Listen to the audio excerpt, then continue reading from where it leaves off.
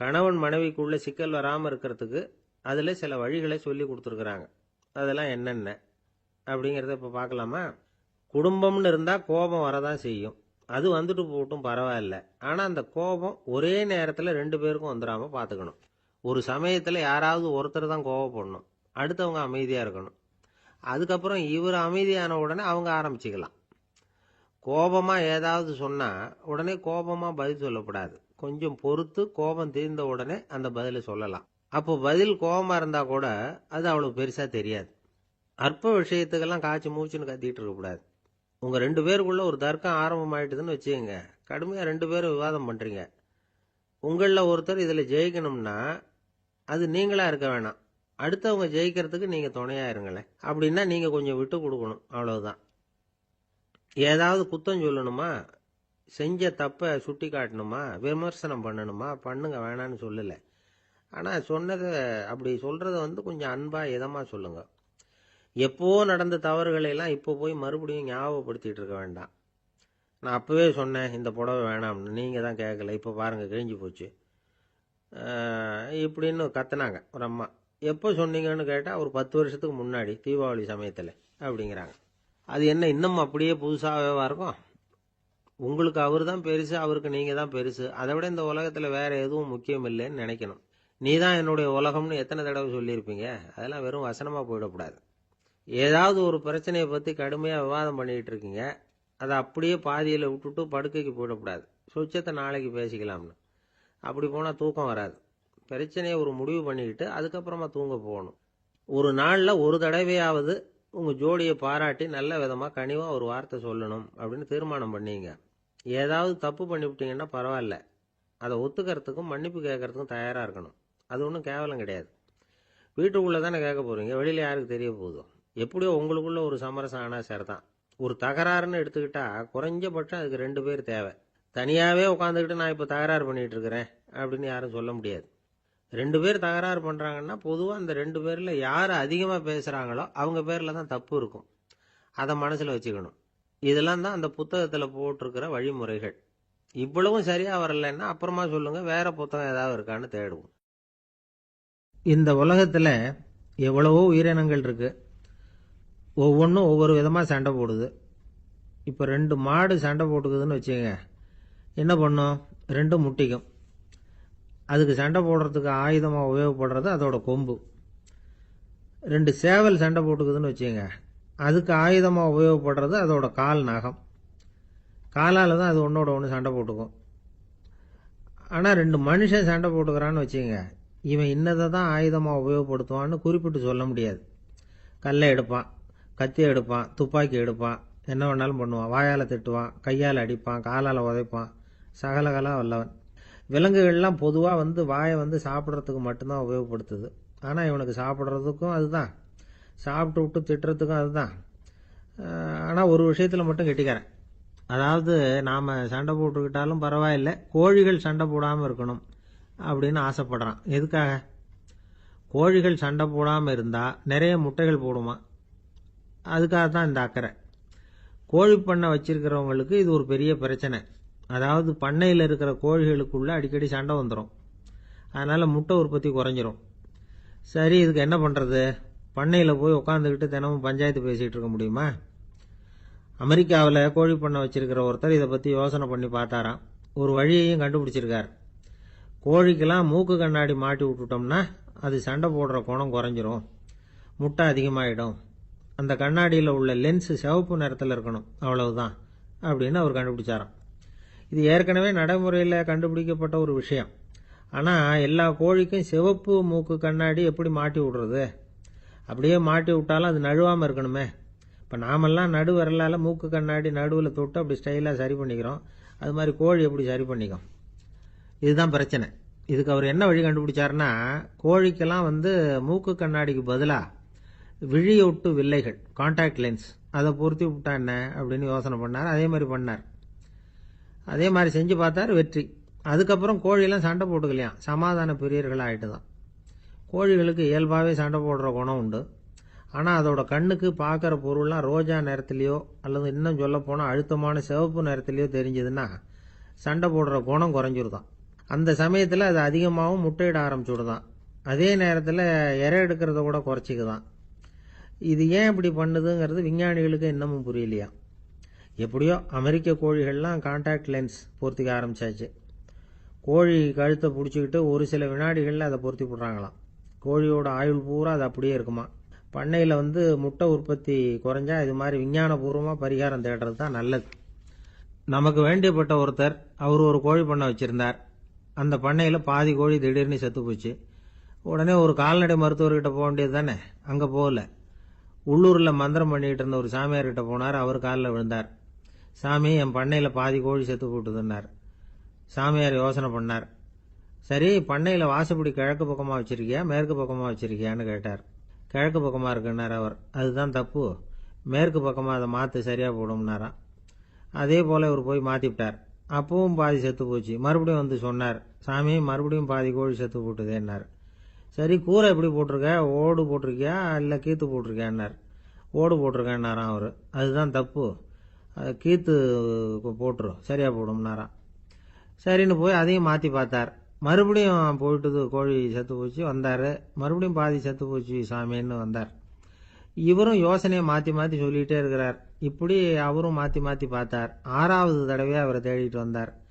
அந்த சமயத்தில் இவர் ரொம்ப தீவிரமாக யோசனை பண்ணி பார்த்துட்டு, அது சரிப்பா, நீயும் என்கிட்ட சளைக்காமல் வந்துக்கிட்டு இருக்கிற, நானும் யோசனை சொல்லிகிட்டு இருக்கேன். இப்பவும் உங்ககிட்ட சொல்கிறதுக்கு என்கிட்ட யோசனை நிறையா இருக்குது. ஆனால் சோதிக்கிறதுக்கு உங்ககிட்ட கோழி இல்லையே, என்ன பண்ணுறது அப்படின்னாராம் இவர். ஒரு தெருவில் சில சிறுவர்கள் விளையாடிக்கிட்டு இருந்தாங்க.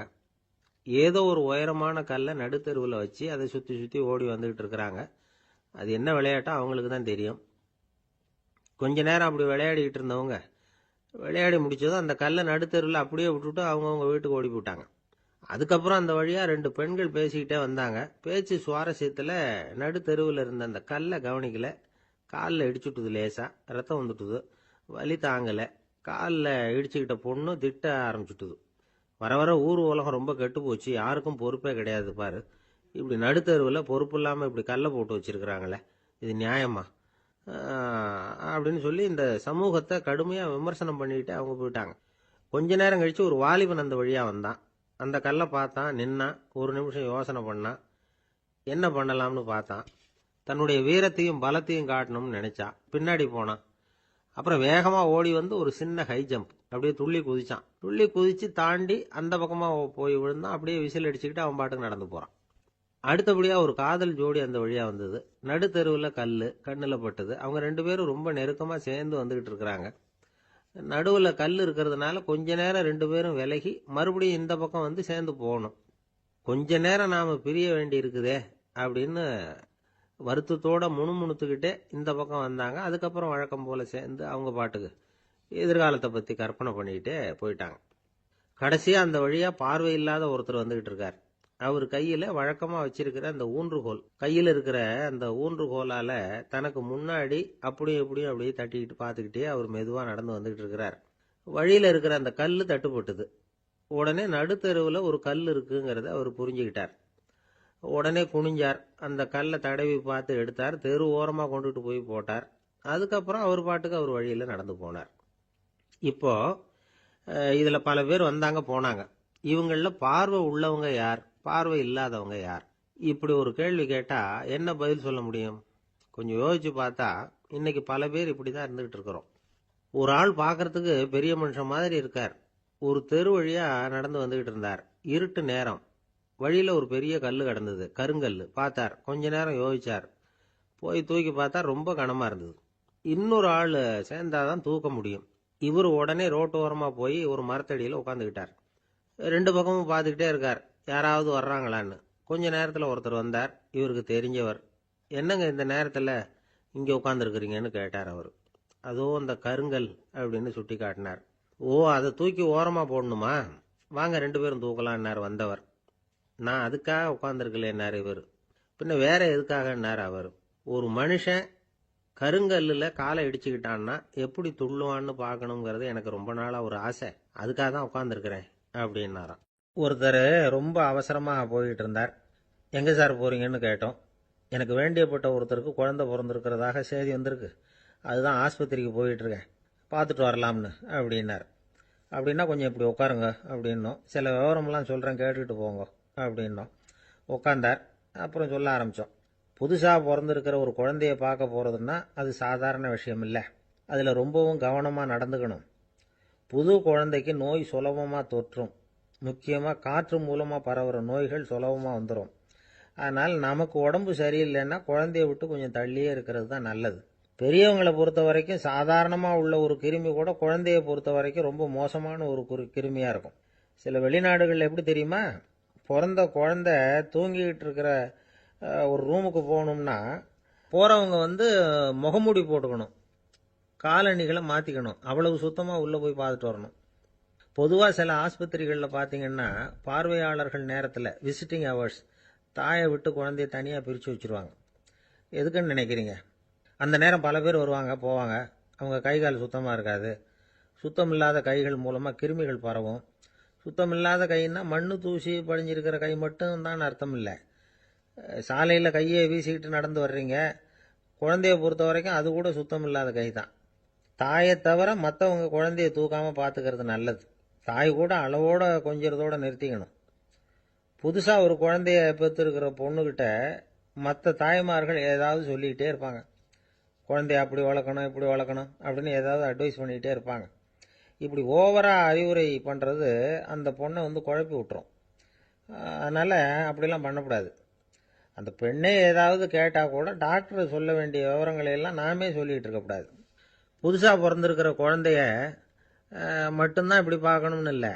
ஒரு நோயாளி குழந்தைய பார்க்க போகிறதுனா கூட ரொம்ப எச்சரிக்கையாக தான் நடந்துக்கணும். ஒரு தின்பண்டமோ விளையாட்டு சாமானோ அந்த குழந்தைக்கு நாம் வாங்கிட்டு போகிறதா வச்சுக்குவோம். அதை நேராக கொண்டுகிட்டு போய் அந்த குழந்தைகிட்டே கொடுக்கக்கூடாது.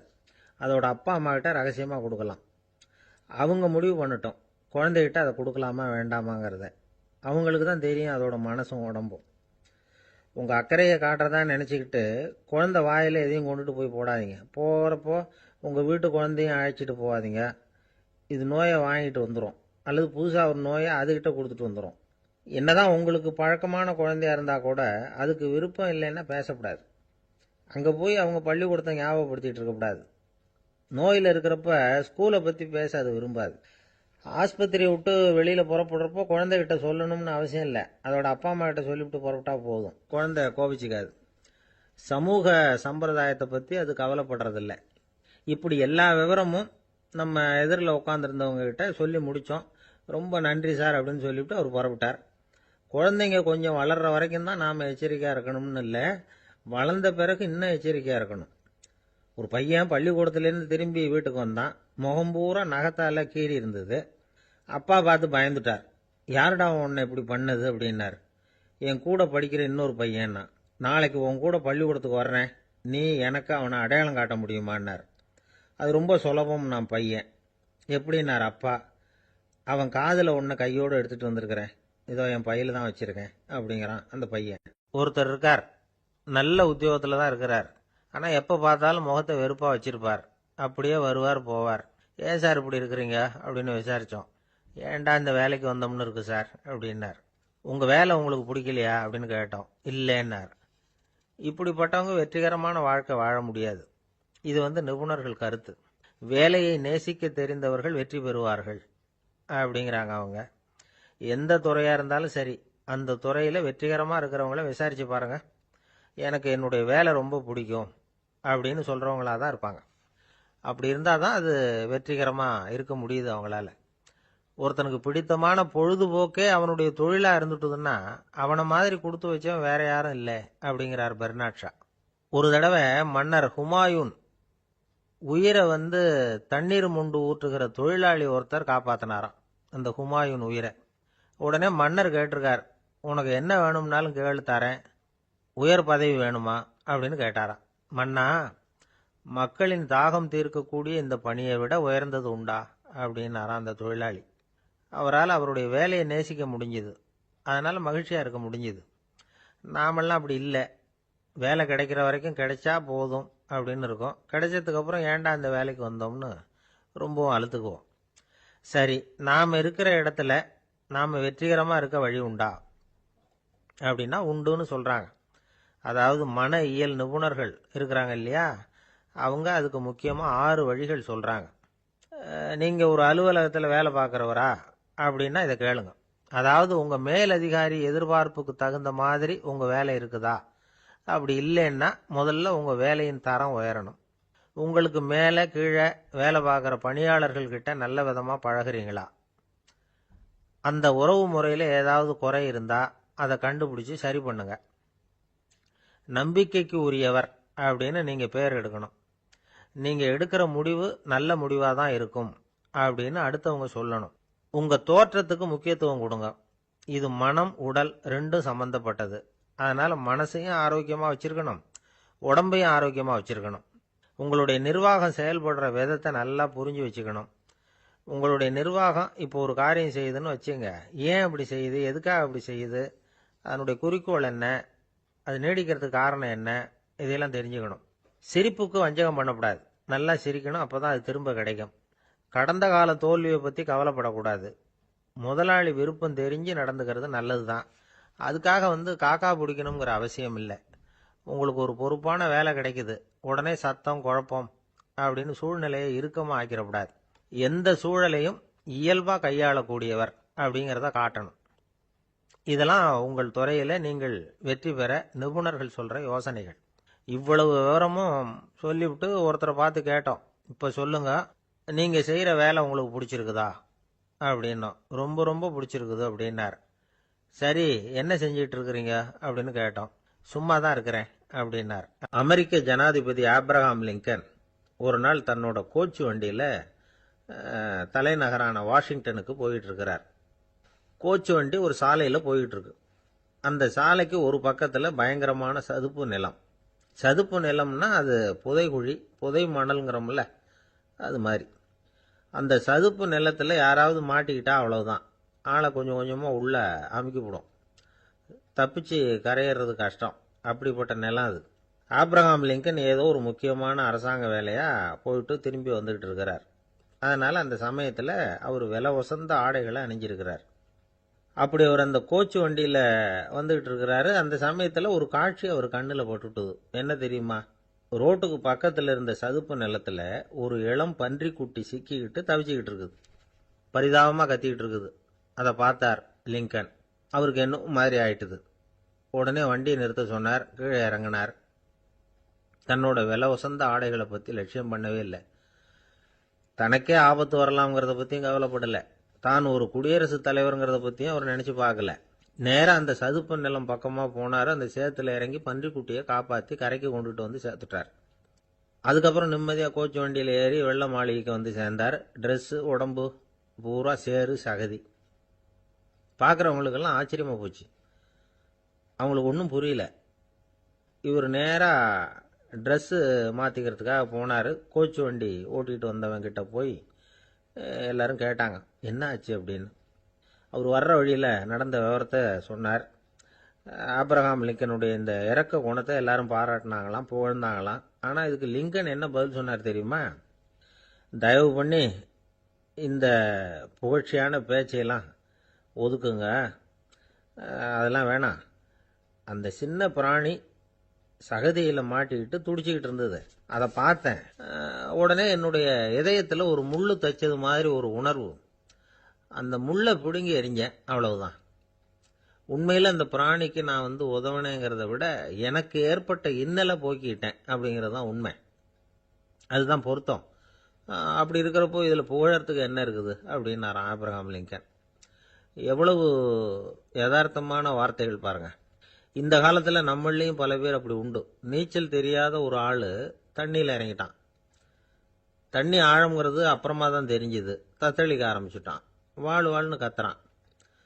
கரையில் நின்றுட்டு இருந்த ஒருத்தர் இதை பார்த்தார். உடனே அவருக்கு இதயத்தில் முள்ளு தைச்சது மாதிரி ஒரு உணர்வு. உடனே குபீர்னு தண்ணியில் பாய்ஞ்சார். அவரை காப்பாற்றி கரைக்கு கொண்டுட்டு வந்து சேர்த்தார். இதை பார்த்துக்கிட்டு இருந்த இன்னொருத்தர் காப்பாற்றின அந்த ஆளை பாராட்டி புகழ்ந்தார். என்ன புகழாதீங்க சார் அப்படின்னார் அவர். ஏன்னு கேட்டார் இவர். நான் அந்த ஆளை ஏன் காப்பாற்றினேன் தெரியுமா? அவன் நேற்றுக்கு என்கிட்ட 300 ரூபா கடன் வாங்கியிருக்கிறான். இவன் தண்ணியில் போட்டான்னா நான் கொடுத்த கடனும் தண்ணியில் போடும். அதனால தான் விழுந்து காப்பாற்றினேன் அப்படின்னா அந்த ஆள். அன்பா இருக்கணும்னு அநேக பெரியவங்க சொல்லியிருக்கிறாங்க. நாமளும் அதை கேட்டுட்டு அன்பு காட்டுறதுக்கு தயாராக தான் இருக்கிறோம், அதை வாங்கறதுக்கு தான் ஆளை காணும். இருந்தாலும் அன்புல எத்தனையோ வகை உண்டு. அதை சரியா புரிஞ்சுக்கிட்டு அதுக்கப்புறம் அன்பு காட்ட ஆரம்பிக்கணும். வகையை புரிஞ்சுக்காம அன்பு காட்டினா வம்புல மாட்டிக்க வேண்டியதுதான். அன்புன்னா சாதாரணமா நினைச்சு விடாதீங்க. அதுல எவ்வளவு விதம் தெரியுமா? இரக்கம், கருணை, காருண்யம், பந்துத்துவம், பட்சம், பாசம், நேசம், விசுவாசம், அபிமானம், காதல், பக்தி, இப்படி பல விதமா அதை பத்தி சொல்லி வச்சிருக்கிறாங்க பெரியவங்க. இந்த வார்த்தைகள் எல்லாம் நாம கேள்விப்பட்டதுதான். இருந்தாலும் அதுகளுக்குள்ள என்ன வித்தியாசம்னு கேட்டா சரியா சொல்ல தெரியாது. அதனால இந்த வார்த்தைகளுக்கெல்லாம் பெரியவங்க என்ன விளக்கம் சொல்றாங்கன்னு இப்ப பார்க்கலாம். எளியவர்கள் மேல செலுத்துற அன்பு இருக்கு பாருங்க, அதுக்கு இரக்கம்னு பேரு. அறிவு பலம், சரீர பலம், இது ரெண்டும் இல்லாதவங்க மேல, அதாவது வலிமையற்றவர்கள் மேல செலுத்துற அன்பு இருக்கு பாருங்க, அதுதான் கருணை. எறும்புல இருந்து யானை வரைக்கும் சகல ஜீவராசிகள் மேலேயும் காட்டுற அன்புக்கு காருண்யம்னு பேரு, ஜீவகாருண்யம். சிவி சக்கரவர்த்தி காட்டின அன்பு இந்த ரகம். உறவினர்கள், சொந்தக்காரங்க, அவங்க வசதியா இருந்தாலும் வறுமையில இருந்தாலும் வித்தியாசம் இல்லாம காட்டுற அன்பு இருக்கு பாருங்க, அதுக்கு பேரு பந்துத்துவம். ஒரு எஜமானன் வேலையாள்கிட்ட காட்டுற அன்பு இருக்கு பாருங்க, அதுக்கு பேரு தான் பட்சம். அவனும் தன்னை மாதிரி மனுஷன்தாங்கிற நினைப்பு வேணும். ஒரு தாய் தன்னுடைய குழந்தை மேல, ஒரு குழந்தை தன்னுடைய தாய் மேல செலுத்துற அன்புக்கு பாசம்னு பேரு. ஈருடல் ஓர் உயிர்னு நினைக்கிறது இது. ராமரும் கௌசலையும் இதுக்கு உதாரணம். தம்மை ஒத்த நண்பர்கள் கிட்ட செலுத்துற அன்புக்கு நேசம்னு பேரு. வயசு, செல்வம், அந்தஸ்து, இந்த வித்தியாசமெல்லாம் பார்க்காம அவங்க சுக துக்கத்துல சமபங்கு எடுத்துக்கிறது இது. கிருஷ்ணன் குசேலர்கிட்ட காட்டினது இந்த ரகம். வேலை செய்யறவன் முதலாளி கிட்ட காட்டுற அன்புக்கு விசுவாசம்னு பேரு. தேசத்து மேலையும் தாய்மொழி பேர்லையும் செலுத்துற அன்புக்கு அபிமானம்னு பேரு. தேசாபிமானம்னு சொல்றமே இதுதான். ஒரு கணவன் மனைவி பேர்ல காட்டுற அன்புக்கு காதல்னு பேரு. கடவுள் பேர்ல செலுத்துற அன்புக்கு பக்தின்னு பேரு. இப்படி அன்புல பல ரகம் இருக்கிறப்போ அதுல உள்ள வித்தியாசம் தெரியாம இடம் மாத்தி அன்பு காட்டினா இடைஞ்சல் தான். சரி, இந்த அன்பை பத்தி விஞ்ஞானம் என்ன சொல்லுது தெரியுமா? இதயத்தை பாதுகாக்கிறதுக்கு முக்கியமா தேவைப்படுற ஒண்ணு இந்த அன்புதான்னு சொல்லுது. நெதர்லாந்து விஞ்ஞானிகள் இதை ஆராய்ச்சி பண்ணியே கண்டுபிடிச்சிருக்கிறாங்க. கொஞ்சம் முயல் குட்டிகளை 2 பிரிவா பிரிச்சாங்க. 2 குரூப்புக்கும் கொழுப்பு அதிகமா உள்ள ஆகாரத்தையே கொடுத்துட்டு வந்தாங்க. ஆனா ஒரு குரூப்புக்கு வெறுமன ஆகாரத்தை கொடுத்ததோட சரி, இன்னொரு குரூப் முயல்களுக்கு ஆகாரம் கொடுத்ததோட நிறுத்திக்கல. அதுக்கு முன்னாடி கூண்டுகளை திறந்து விட்டு முயல்களை கொஞ்ச நேரம் எடுத்து கொஞ்சி விட்டு அதுக்கப்புறமா ஆகாரம் கொடுத்தாராம் ஆராய்ச்சியாளர். இந்த குரூப்புக்கு இதய பாதிப்பு 60% குறைச்சலா இருந்துதான். சில நோயாளிகளுக்கு ஹார்ட் அட்டாக் வந்தாலும் அதை தாங்கிக்கிட்டு குணமாகிற சக்தி அதிகமா இருக்குது. இது எப்படின்னு ஆராய்ச்சி பண்ணி பார்த்துருக்கிறாங்க. அவங்க எல்லாம் மனைவி தன் பேர்ல ரொம்ப அன்பா இருக்கிறதாக நினைக்கிறவங்களா இருக்கிறாங்களாம். இதய நோயாளிகள் பல பேரை சந்திச்சு இதய நோய் ஏற்பட என்ன காரணம்னு கேட்டிருக்கிறாங்க. அவங்க சொன்ன காரணம்லாம் சாப்பாடு சம்பந்தமா இல்லையா, மனைவி அன்பா இல்ல, இப்படிப்பட்ட காரணத்தை தான் சொல்றாங்களாம். அதனால இதயத்தை பாதுகாக்கணும்னு நினைக்கிறவங்க அடுத்தவங்க அன்பா இருக்கிறது மாதிரி பாத்துக்குங்க, அதுதான் முக்கியம். ஒருத்தர் முகம் பூரா பிளாஸ்டரி போட்டுக்கிட்டு வந்தார், ரொம்ப கோபமா. என்னங்க ஆச்சுன்னு விசாரிச்சேன். எல்லாம் உங்களால தான் சார்னார். விவரமா சொல்லுங்களேன். என்ன உங்க தகவலை கேட்டுட்டு ஒரு பூனைக்குட்டியை கையில எடுத்தேன், அன்பா அதை தடவி கொடுக்கறதுக்காக. ஆனா அது முந்திக்கிட்டது, அது என் முகத்தை தடவி கொடுத்துட்டுது, முகம் பூரா நகை கீறல், அதுதான் இப்படி அப்படின்னார். அன்புல அறிவு சேராததுனால வந்த அள்ள அள்ள குறையாதது அட்சய பாத்திரம், அது நமக்கு தெரியும், கேள்விப்பட்டிருக்கிறோம். ஆனா போட போட நிரம்பாத ஒரு பாத்திரம் உண்டு. அது என்ன தெரியுமா? நம்மள பல பேர்கிட்ட அந்த பாத்திரம் உண்டு. அதுதான் பேராசை அப்படிங்கிற பாத்திரம். அதை நிறைவு செய்யவே முடியாது. பேராசையை பத்தி சுஃபி இலக்கியத்துல ஒரு பிரபலமான கதை உண்டாம். அதை ஒரு பெரியவர் எடுத்து சொல்லியிருக்கிறார். ஒரு மன்னர் நகர்வலம் போயிட்டு இருக்கார். ஒரு பிச்சைக்காரன் மன்னர் எதிரில் வர்றான். பிச்சை போடுங்கிறான். என்னுடைய அமைதியை கெடுக்காதே போங்கிறார் மன்னர். அவன் சிரிக்கிறான். அரசே, உங்களுடைய அமைதி கெடக்கூடிய நிலையில் இருந்தா அதுக்கு பேர் அமைதியே கிடையாது அப்படின்னு நானா. எதிரில் நிக்கிறது வெறும் பிச்சைக்காரன் இல்லை, யோகி அப்படிங்கிறத மன்னர் புரிஞ்சுக்கிட்டார். துறவியே, உங்களுக்கு என்ன வேணும்னாலும் கேளுங்க, கொடுக்குறேன்னாரா. அந்த துறவி மறுபடியும் சிரிக்கிறார். அரசே, உங்களால முடியாததையெல்லாம் கொடுக்க முடியும்னு சத்தியம் செய்யாதீங்க அப்படின்னார். மன்னருக்கு கோபம் வந்துட்டுது. என்ன இவர் இப்படி சொல்றாரு அப்படின்னு நினைச்சார். நகர்வலத்தை பாதியிலேயே நிறுத்தினார். வாங்க அரண்மனைக்குன்னார்.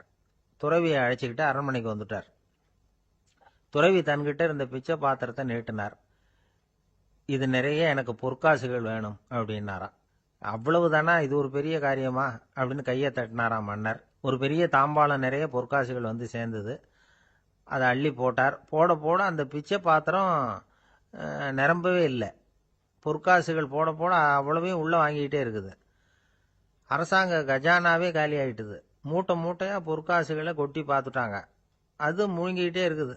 கடைசி வரைக்கும் அந்த பிச்சை பாத்திரம் வந்து நிரம்பவே இல்லை. அரசர்கிட்ட இருந்த கர்வம் போயிட்டுது. அப்படியே பொத்துன்னு துறவி காலில் விழுந்தார். அப்போ அந்த துறவி சொன்னாராம், மன்னா, இந்த பிச்சை பாத்திரத்தை உங்களால் மட்டும் இல்லை, வேற யாராலையும் நிரப்ப முடியாது. அதுக்கு என்ன காரணம்னா, இது வந்து சாதாரண பிச்சை பாத்திரம் இல்லை, பேராசைகளோட வாழ்ந்து செத்துப்போன ஒரு மனிதனின் மண்டை ஓடுது அப்படின்னாராம். பாருங்க, இதுதான் அந்த சுஃபி இலக்கிய கதை. செத்த பிறகும் நிறைவு இல்லைன்னா அது எப்பேற்பட்ட பேராசையா இருக்கும்னு யோசிச்சு பார்த்துங்க. நம்மால் ஒருத்தர் கல்யாணம் பண்ணிக்க பொண்ணு பார்த்துக்கிட்டு இருந்தார். அழகு, அறிவு, படிப்பு எதுவும் தேவையில்லை, பணம் மட்டும் இருந்தா போதும் அப்படின்னு பார்க்குறவங்க கிட்ட எல்லாம் சொல்லி வச்சார். ரொம்ப நாளைக்கு அப்புறம் ஒரு பணக்காரர் கிடைச்சார். அவர் சொன்னார், இதை பாருங்க, எனக்கு 20 வயசுல ஒரு மகள், அவளை நீங்க கல்யாணம் பண்ணிக்கிட்டா 2 லட்சம் பணம் கொடுப்பேன். 25 வயசுல ஒரு பொண்ணு, அவளை கல்யாணம் பண்ணிக்கிட்டா 2.5 லட்சம் தருவேன். 30 வயசுல ஒரு பொண்ணு இருக்கா, அவளை கல்யாணம் பண்ணிக்கிட்டா 3 லட்சம் தருவேன். என்ன சொல்ற அப்படின்னாராம். இவன் கொஞ்ச நேரம் யோசிச்சு பார்த்துருக்கான். அதுக்கப்புறம் மெதுவா அவரை நிமிந்து பார்த்து, ஏன் சார், உங்ககிட்ட 50 வயசுல ஏதாவது பொண்ணு இருக்கா அப்படின்னு கேட்டானா. ஒருத்தர் சிகரெட்டும் கையுமா வந்தார். சார், இந்த புகைப்பிடிக்கிற பழக்கத்தை நிறுத்தி போடணும்னு தான் பார்க்கறேன், முடியலன்னார். புகைப்பிடிக்கிறத நிறுத்துறது ரொம்ப சுலபம் சார் அப்படின்னார் இன்னொருத்தர். எப்படி சொல்றீங்கன்னு கேட்டார் அவர். நான் கூட ஏற்கனவே 10 தடவை அந்த பழக்கத்தை நிறுத்தி இருக்கிறேன் சார் அப்படின்னார் இவர். இதுல இருந்து என்ன தெரியுது? புகைப்பழக்கத்தை திடீர்னு விட்டு விடுறதுங்கிறது ரொம்ப கஷ்டம்னு தெரியுது. இருந்தாலும் இது சம்பந்தமான ஆராய்ச்சி, அனுபவம், இது ரெண்டையும் அடிப்படையா வச்சு சில வழிமுறைகளை சொல்றாங்க. அதாவது புகைப்பிடிக்கிறத நிறுத்துறதுக்கு 10 வழிகள் உண்டு அப்படின்னு சொல்றாங்க. அது என்னங்கிறத தெரிஞ்சுக்கிட்டா உபயோகப்படுதான்னு பார்க்கலாமே. முதல் கருத்து என்னன்னா, கொஞ்ச நாளைக்கு புகைப்பிடிக்கிற நண்பர்களை விட்டு விலகி இருக்கணும். இதனால புகைப்பிடிக்கிற ஆசை குறையும். அந்த பழக்கத்தை மறுபடியும் ஆரம்பிக்கப்படாதுங்கிற எண்ணம் உறுதிப்படும். 2வது கருத்து, புகைப்பிடிக்கிறதை எதிர்த்து தீவிரமா பிரச்சாரம் செய்ய ஆரம்பிச்சிடணும். அது அடுத்தவங்களுக்கும் உபயோகப்படும், உங்களுக்கும் உபயோகப்படும். உங்க உள்ளுணர்வை அது தூண்டும், உங்களை வந்து உறுதி கொள்ள வைக்கும். 3வது கருத்து என்னன்னா, தினமும் 2 தடவை குளிக்கணும். எப்படி தெரியுமா? முதல்ல வெது வெதுப்பான தண்ணீர், அப்புறம் குளிர்ந்த தண்ணீர், இப்படி மாறி மாறி குளிக்கணுமா. 4வது கருத்து, உடற்பயிற்சிகள் செய்யணும். மூச்சு வாங்குற மாதிரியான பயிற்சிகள் ரொம்ப நல்லதான். பிராணாயாமம் அப்படிங்கிற மூச்சு பயிற்சி ரொம்ப நல்லதுங்கிறாங்க. அப்புறம் 5வது கருத்து, சாப்பாடு வந்து மிதமா இருக்கணும், சீரா இருக்கணும். பச்சை காய்கறிகள், பழங்கள் சாப்பாட்டில் சேர்த்துக்கலாம். அடிக்கடி கொஞ்சம் கொஞ்சமா சாப்பிட்டு ரத்தத்துல சர்க்கரையின் அளவை பராமரிக்கணும். இது வந்து நரம்புகளை வந்து அமைதிப்படுத்தும். 6வது கருத்து என்னன்னா, ரொம்ப நேரம் பசியோடு இருக்கக்கூடாது. புகைப்பிடிக்கிறத நிறுத்த முயற்சி செய்யும் பொழுது எடை குறைப்பு நடவடிக்கைகளை மேற்கொள்ளக்கூடாது. 7வது கருத்து, காப்பி, தேநீர், மதுபானம், அப்புறம் போதைப் பொருள்கள் கலந்த உணவுகள் இதெல்லாம் வேணாம். புகைப்பிடிக்கிறத அதெல்லாம் ஊக்கப்படுத்தும். கடுகு, மிளகு, அப்புறம் காரமான பொருள்களை தவிர்க்கணும். உப்பு அளவை குறைக்கணும். தினமும் 10 குவளை தண்ணீராவது குடிக்கணும். வெறும் தண்ணி புகைப்பிடிக்கிற ஆவலை வந்து தணிக்குதான். 8வது கருத்து, கையில் வந்து சிகரெட்டு, புகையில ஏதாவது இருந்தால் உடனே தூக்கி எறிஞ்சிருங்க. அது கையில் இருக்கிற வரைக்கும் புகைப்பிடிக்கிற ஆசை வந்துக்கிட்டே இருக்கும். 9வது கருத்து என்னன்னா, இறை நம்பிக்கை உள்ளவங்க புகைப்பிடிக்கிற எண்ணம் வர்றப்போவெல்லாம் பிரார்த்தனை செய்ய ஆரம்பிச்சுடலாம். 10வது கருத்து, உங்களுக்கு ரொம்பவும் வேண்டியவங்க யாரோ அவங்க கிட்ட எல்லாம் நீங்க புகைப்பிடிக்கிறத நிறுத்தி விட்டதா சொல்லிவிடுங்க. இந்த 10 வழிகளையும் கடைபிடிக்க ஆரம்பிச்சுட்டா புகைப்பிடிக்கும் பழக்கத்தை நிறுத்தி விடலாம் அப்படின்னு சொல்றாங்க அனுபவப்பட்டவங்க. முயற்சி பண்ணி பார்க்கலாம். ஒரு முக்கியமான இடத்துல நின்றுகிட்டு இருந்தார் ஒருத்தர். அங்க வந்த இன்னொருத்தர், ஏன் சார், இந்த இடத்துல சிகரெட் பிடிக்கலாமா அப்படின்னு அனுமதி கேட்டார். இந்த இடத்துல சிகரெட் பிடிக்க கூடாதுங்க அப்படின்னாரு இவர். நீங்க இப்படி சொல்றீங்க, ஆனா இந்த இடத்துல கீழே நிறைய சிகரெட் துண்டுகள் கிடக்குதே, அவங்கெல்லாம் யாரு? அவங்கெல்லாம் உங்க மாதிரி என்கிட்ட அனுமதி கேட்காதவங்க அப்படின்னாராம் இவர். என்னுடைய நண்பர் ஒருத்தர் ஆழ்ந்த சிந்தனையில் இருந்தார். என்ன யோசனை பண்ணுறீங்கன்னு கேட்டேன். தலைவர் ஆகணும்னு பார்க்குறேன், அதுதான் என்ன வழின்னு யோசிச்சுக்கிட்டு இருக்கேன்னார். நான் கூட அது மாதிரி யோசித்து பார்த்தேன். அதுக்கப்புறம் அந்த யோசனையை கை விட்டுட்டேன் அப்படின்னோம். ஏன்னு கேட்டார். அதுக்கான தகுதிகள் நமக்கு இல்லைங்கிறது புரியுது. அது நமக்கு புரியறத விட நம்ம விட மற்றவங்களுக்கு நல்லா புரிஞ்சு போச்சு. அதனால் பேசாமல் கம்முன்னு இருந்துடுறது தான் நல்லது அப்படின்னோம். தலைவர் ஆகிறதுக்கு தகுதிகள் வேற உண்டோ அப்படின்னு கேட்டார். அவர் யதார்த்தமாக தான் கேட்குறார். நாங்கள் உடனே எங்ககிட்ட இருந்த ஒரு புஸ்தகத்தை எடுத்து அவர்கிட்ட கொடுத்தோம். படித்து பாருங்கன்னு. தலைவர் ஆகிறதுக்கு என்ன வழி அப்படிங்கிறத பற்றி அதில் போட்டிருக்கிறாங்க. முதல் வழி என்ன தெரியுமா? ஒரு 4 பேர் முன்னாடி இல்லைன்னா ஒரு கூட்டத்துக்கு முன்னாடி நீங்கள் பேச போகிறீங்க. அப்போ எப்படி ஆரம்பிக்கணும்னா, உண்மையான புகழ்ச்சி, நேர்மையான பாராட்டு, இதோடு ஆரம்பிக்கணும். எடுத்ததுமே அது சரியில்லை இது சரியில்லைன்னு பேசிகிட்டு இருக்கக்கூடாது. மக்களை பார்த்து நீங்கள் தான் தப்பு பண்ணிவிட்டீங்க அப்படின்னு நேரடியாக சொல்லக்கூடாது. தவறு இருந்தாலும் அதை மறைமுகமாக ஏதாவது கதை சொல்லி அதிலிருந்து அவங்க புரிஞ்சுக்கிற மாதிரி செய்யணும். அடுத்தவங்க பண்ண தப்பு என்னன்னு அலசறதுக்கு முன்னாடி நீங்கள் பண்ணின தப்பு என்னங்கிறத பற்றியே பேசுங்க. எதுக்கும் நேரடியாக உத்தரவு போட்டுக்கிட்டு இருக்கக்கூடாது. இதை நீங்கள் செய்யணும் அப்படின்னு சொல்கிறதுக்கு பதிலாக நீங்கள் இப்படி செஞ்சால் எப்படி இருக்கும் அப்படின்னு கேள்வி மாதிரி கேட்கணுமா. இப்படி கேட்டால் அது உத்தரவு மாதிரி தெரியாதான். அடுத்தவங்க மரியாதையை காப்பாற்றுறது மாதிரி பேசணுமா. உங்கள் பேச்சு இன்னொருத்தரை அவமானப்படுத்துறது மாதிரி இருக்கக்கூடாதான். ஏண்டா இவங்கிட்ட போய் மாட்டிக்கிட்டோம்னு யாரும் நினச்சிடக்கூடாது. ஒவ்வொரு சின்ன வளர்ச்சியையும் பாராட்டணும். வெற்றி சாதாரணமாக இருந்தாலும் பாராட்டாமல் இருந்துடக்கூடாது. பாராட்டும் பொழுது தாராளமாக இருக்கணும். குறை சொல்லும் பொழுது கவனமாக இருக்கணும். வாய்க்கு வந்தபடி பேசிவிட்டா அதுக்கப்புறம் வகையாக மாட்டிக்கிட்டு முழிக்க வேண்டியிருக்கும். நீங்கள் பேசுறது இன்னொருத்தருக்கு ஒரு கௌரவத்தையும் மரியாதையும் உண்டு பண்ணுறது மாதிரி இருக்கணும். நீங்கள் பேசுறது அடுத்தவங்களுக்கு இருக்கிற கொஞ்ச நெஞ்ச மரியாதையும் எடுத்து விடுறது மாதிரி இருக்கக்கூடாது. உங்கள் பேச்சை கேட்டால் கேட்குறவங்களுக்கு ஒரு ஊக்கம் வரணும், உற்சாகம் வரணும். தவறு எதுவாக இருந்தாலும் அதை சுலபமாக திருத்திக்கலாம், சரி பண்ணிக்கலாங்கிறது மாதிரி இருக்கணும் உங்கள் பேச்சு. அடுத்தவங்களை சந்தோஷப்படுத்துங்க. உங்கள் யோசனையை கேட்டு நடந்துக்கிறதுனால அந்த சந்தோஷம் அவங்களுக்கு கிடைக்கணும். இந்த தகுதியெல்லாம் உங்ககிட்ட இருந்தால் நீங்கள் ஒரு சிறந்த தலைவராகலாம் அப்படின்னு அந்த புஸ்தகத்தில் போட்டிருக்கு. இந்த காலத்தில் தலைவர் ஆகிறதுக்கு வேற சில தகுதிகள்லாம் கூட தேவைப்படுது. ஒரு புள்ள தன்னுடைய அப்பா கிட்ட, அப்பா உன்ன மாதிரியே நானும் அரசியலில் சேரணும், தலைவர் ஆகணும்னு ஆசைப்படுறேன், இன்னையிலேருந்து எனக்கு அரசியல் பாடம் கற்றுக் கொடு அப்படின்னு கேட்டிருக்கான். அவரும் சரின்னு சொல்லிவிட்டு ஒரு பெரிய ஏணியை எடுத்துகிட்டு வந்தாராம். ஒரு செவுத்தில் சாத்தினார். இந்த ஏணியில் ஏறி உயர போய் அங்கே பரன் மேலே இருக்கிற ஒரு புத்தகத்தை எடுத்துகிட்டு வாடான் இருக்கார் மகனை பார்த்து. அப்பா ஏணி ரொம்ப உயரமாக இருக்குது, நீ ஜாக்கிரதையாக இதை பிடிச்சிக்கோ, நான் ஏறி போகிறேன் அப்படின்னு நான் பையன். பயப்படாத, நான் பார்த்துக்கிறேன்னார் அப்பா. பையன் ஏணியில் ஏறினா உச்சிக்கு போனதும் அப்பா கையை எடுத்துட்டார். ஏணி அப்படியே சரிஞ்சுட்டுது. பையன் பொத்துன்னு கீழே விழுந்துட்டான். இடுப்பை பிடிச்சிக்கிட்டே எழுந்திரிச்சான். என்னப்பா இது, இப்படி என்னை ஏற விட்டுட்டு கையை விட்டுட்டியே, இப்படி கைவிடலாமா அப்படின்னு கத்தியிருக்கான். அப்பா நிதானமாக சொன்னாராம், அவசரப்படாதேப்பா, அரசியலில் இதுதான் முதல் பாடம், பெத்த அப்பனா இருந்தாலும் அவனை நம்பாதே அப்படின்னு உபதேசம் பண்ணார். அவர் ஒரு பெரிய குடும்பத்தில் பிறந்தவர். இருக்கிற சொத்துக்கள் எல்லாத்தையும் வாரி வழங்கிவிட்டு காட்டுக்கு புறப்பட்டார் தவம் செய்யறதுக்காக. இருந்தது பூராவும் கொடுத்துட்டார். இனிமே எதுவுமே இல்லை கொடுக்கறதுக்கு. அப்போ கடைசியாக ஒருத்தன் கையை நீட்டினான். ஐயா ஏதாவது கொடுங்கன்னா. அவர் பார்த்தார். கட்டியிருக்கிற வேட்டியை தவிர வேற எதுவுமே இல்லை. 8 முழம் பட்டு வேட்டி, ஜரிகை கரையோடு இருக்குது. கடைசியாக அதை தான் எடுத்து கட்டிக்கிட்டு அவர் புறப்பட்டுக்கிட்டு இருக்கிறார். அவர் பார்த்தார், எதிரில் அவன் பரிதாபமாக நின்றுட்டு இருக்கிறான். அந்த 8 முழ வேட்டியை 2ஆக கிழிச்சார். 4 முழத்தை அவங்ககிட்ட கொடுத்துட்டு மீதி 4 முழத்தை தன்னுடைய இடுப்பில் கட்டிக்கிட்டு அவர் காட்டுக்கு போயிட்டார். இவன் என்ன பண்ணான் தெரியுமா? கையில் கிடைச்ச 4 முழத்தை எடுத்துக்கிட்டு கடை வீதிக்கு போனான். பழைய பட்டு வேட்டி ஜருகை இதெல்லாம் விலைக்கு வாங்குற வணிகர் ஒருத்தர் இருந்தார். அவர்கிட்ட போனான். இதை விலைக்கு எடுத்துக்கிறீங்களான்னு கேட்டான். அவர் வாங்கி பார்த்தார். ஆகா, ரொம்ப அருமையான வேட்டி, விலை ஒசந்த ஜருகை, இது ஏது உனக்குன்னு கேட்டார். அவன் நடந்ததை சொன்னான். அப்படின்னா ஒன்று செய்யி, இந்த வேட்டியோட இன்னொரு பாதியையும் மெதுவாக வாங்கிட்டு வந்துரு, உனக்கு நிறைய பணம் தரேன் அப்படின்னார் அந்த வணிகர். இவன் கொஞ்சம் யோசனை பண்ணி பார்த்தான். கொஞ்சம் இருங்க, அதை வந்துவிடுறேன் அப்படின்னு சொல்லிவிட்டு நேராக காட்டுக்கு போனான். அவர் எங்கே இருக்காருன்னு தேடி கண்டுபிடிச்சான். அவர் ஒரு இடத்துல தவக்கோலத்தில் இருக்கிறார். கட்டியிருந்த இடைவேட்டியும் அவரை அறியாமலே நழுவி கீழே விழுந்து கிடக்குது. இவனுக்கு ரொம்ப வசதியா போச்சு. அவரை கேட்க வேண்டிய அவசியமே இல்லை.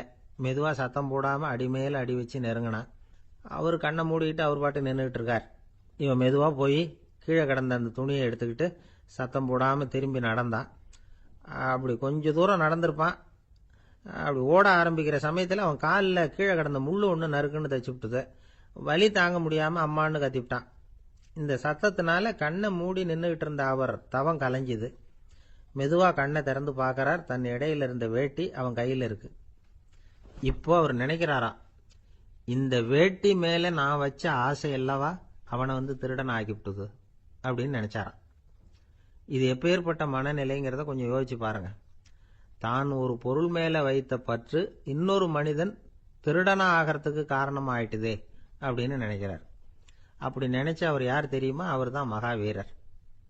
இழந்துட்டேங்கிறியே, நீ என்னத்தை கொண்டு வந்த இங்க இழக்கிறதுக்கு?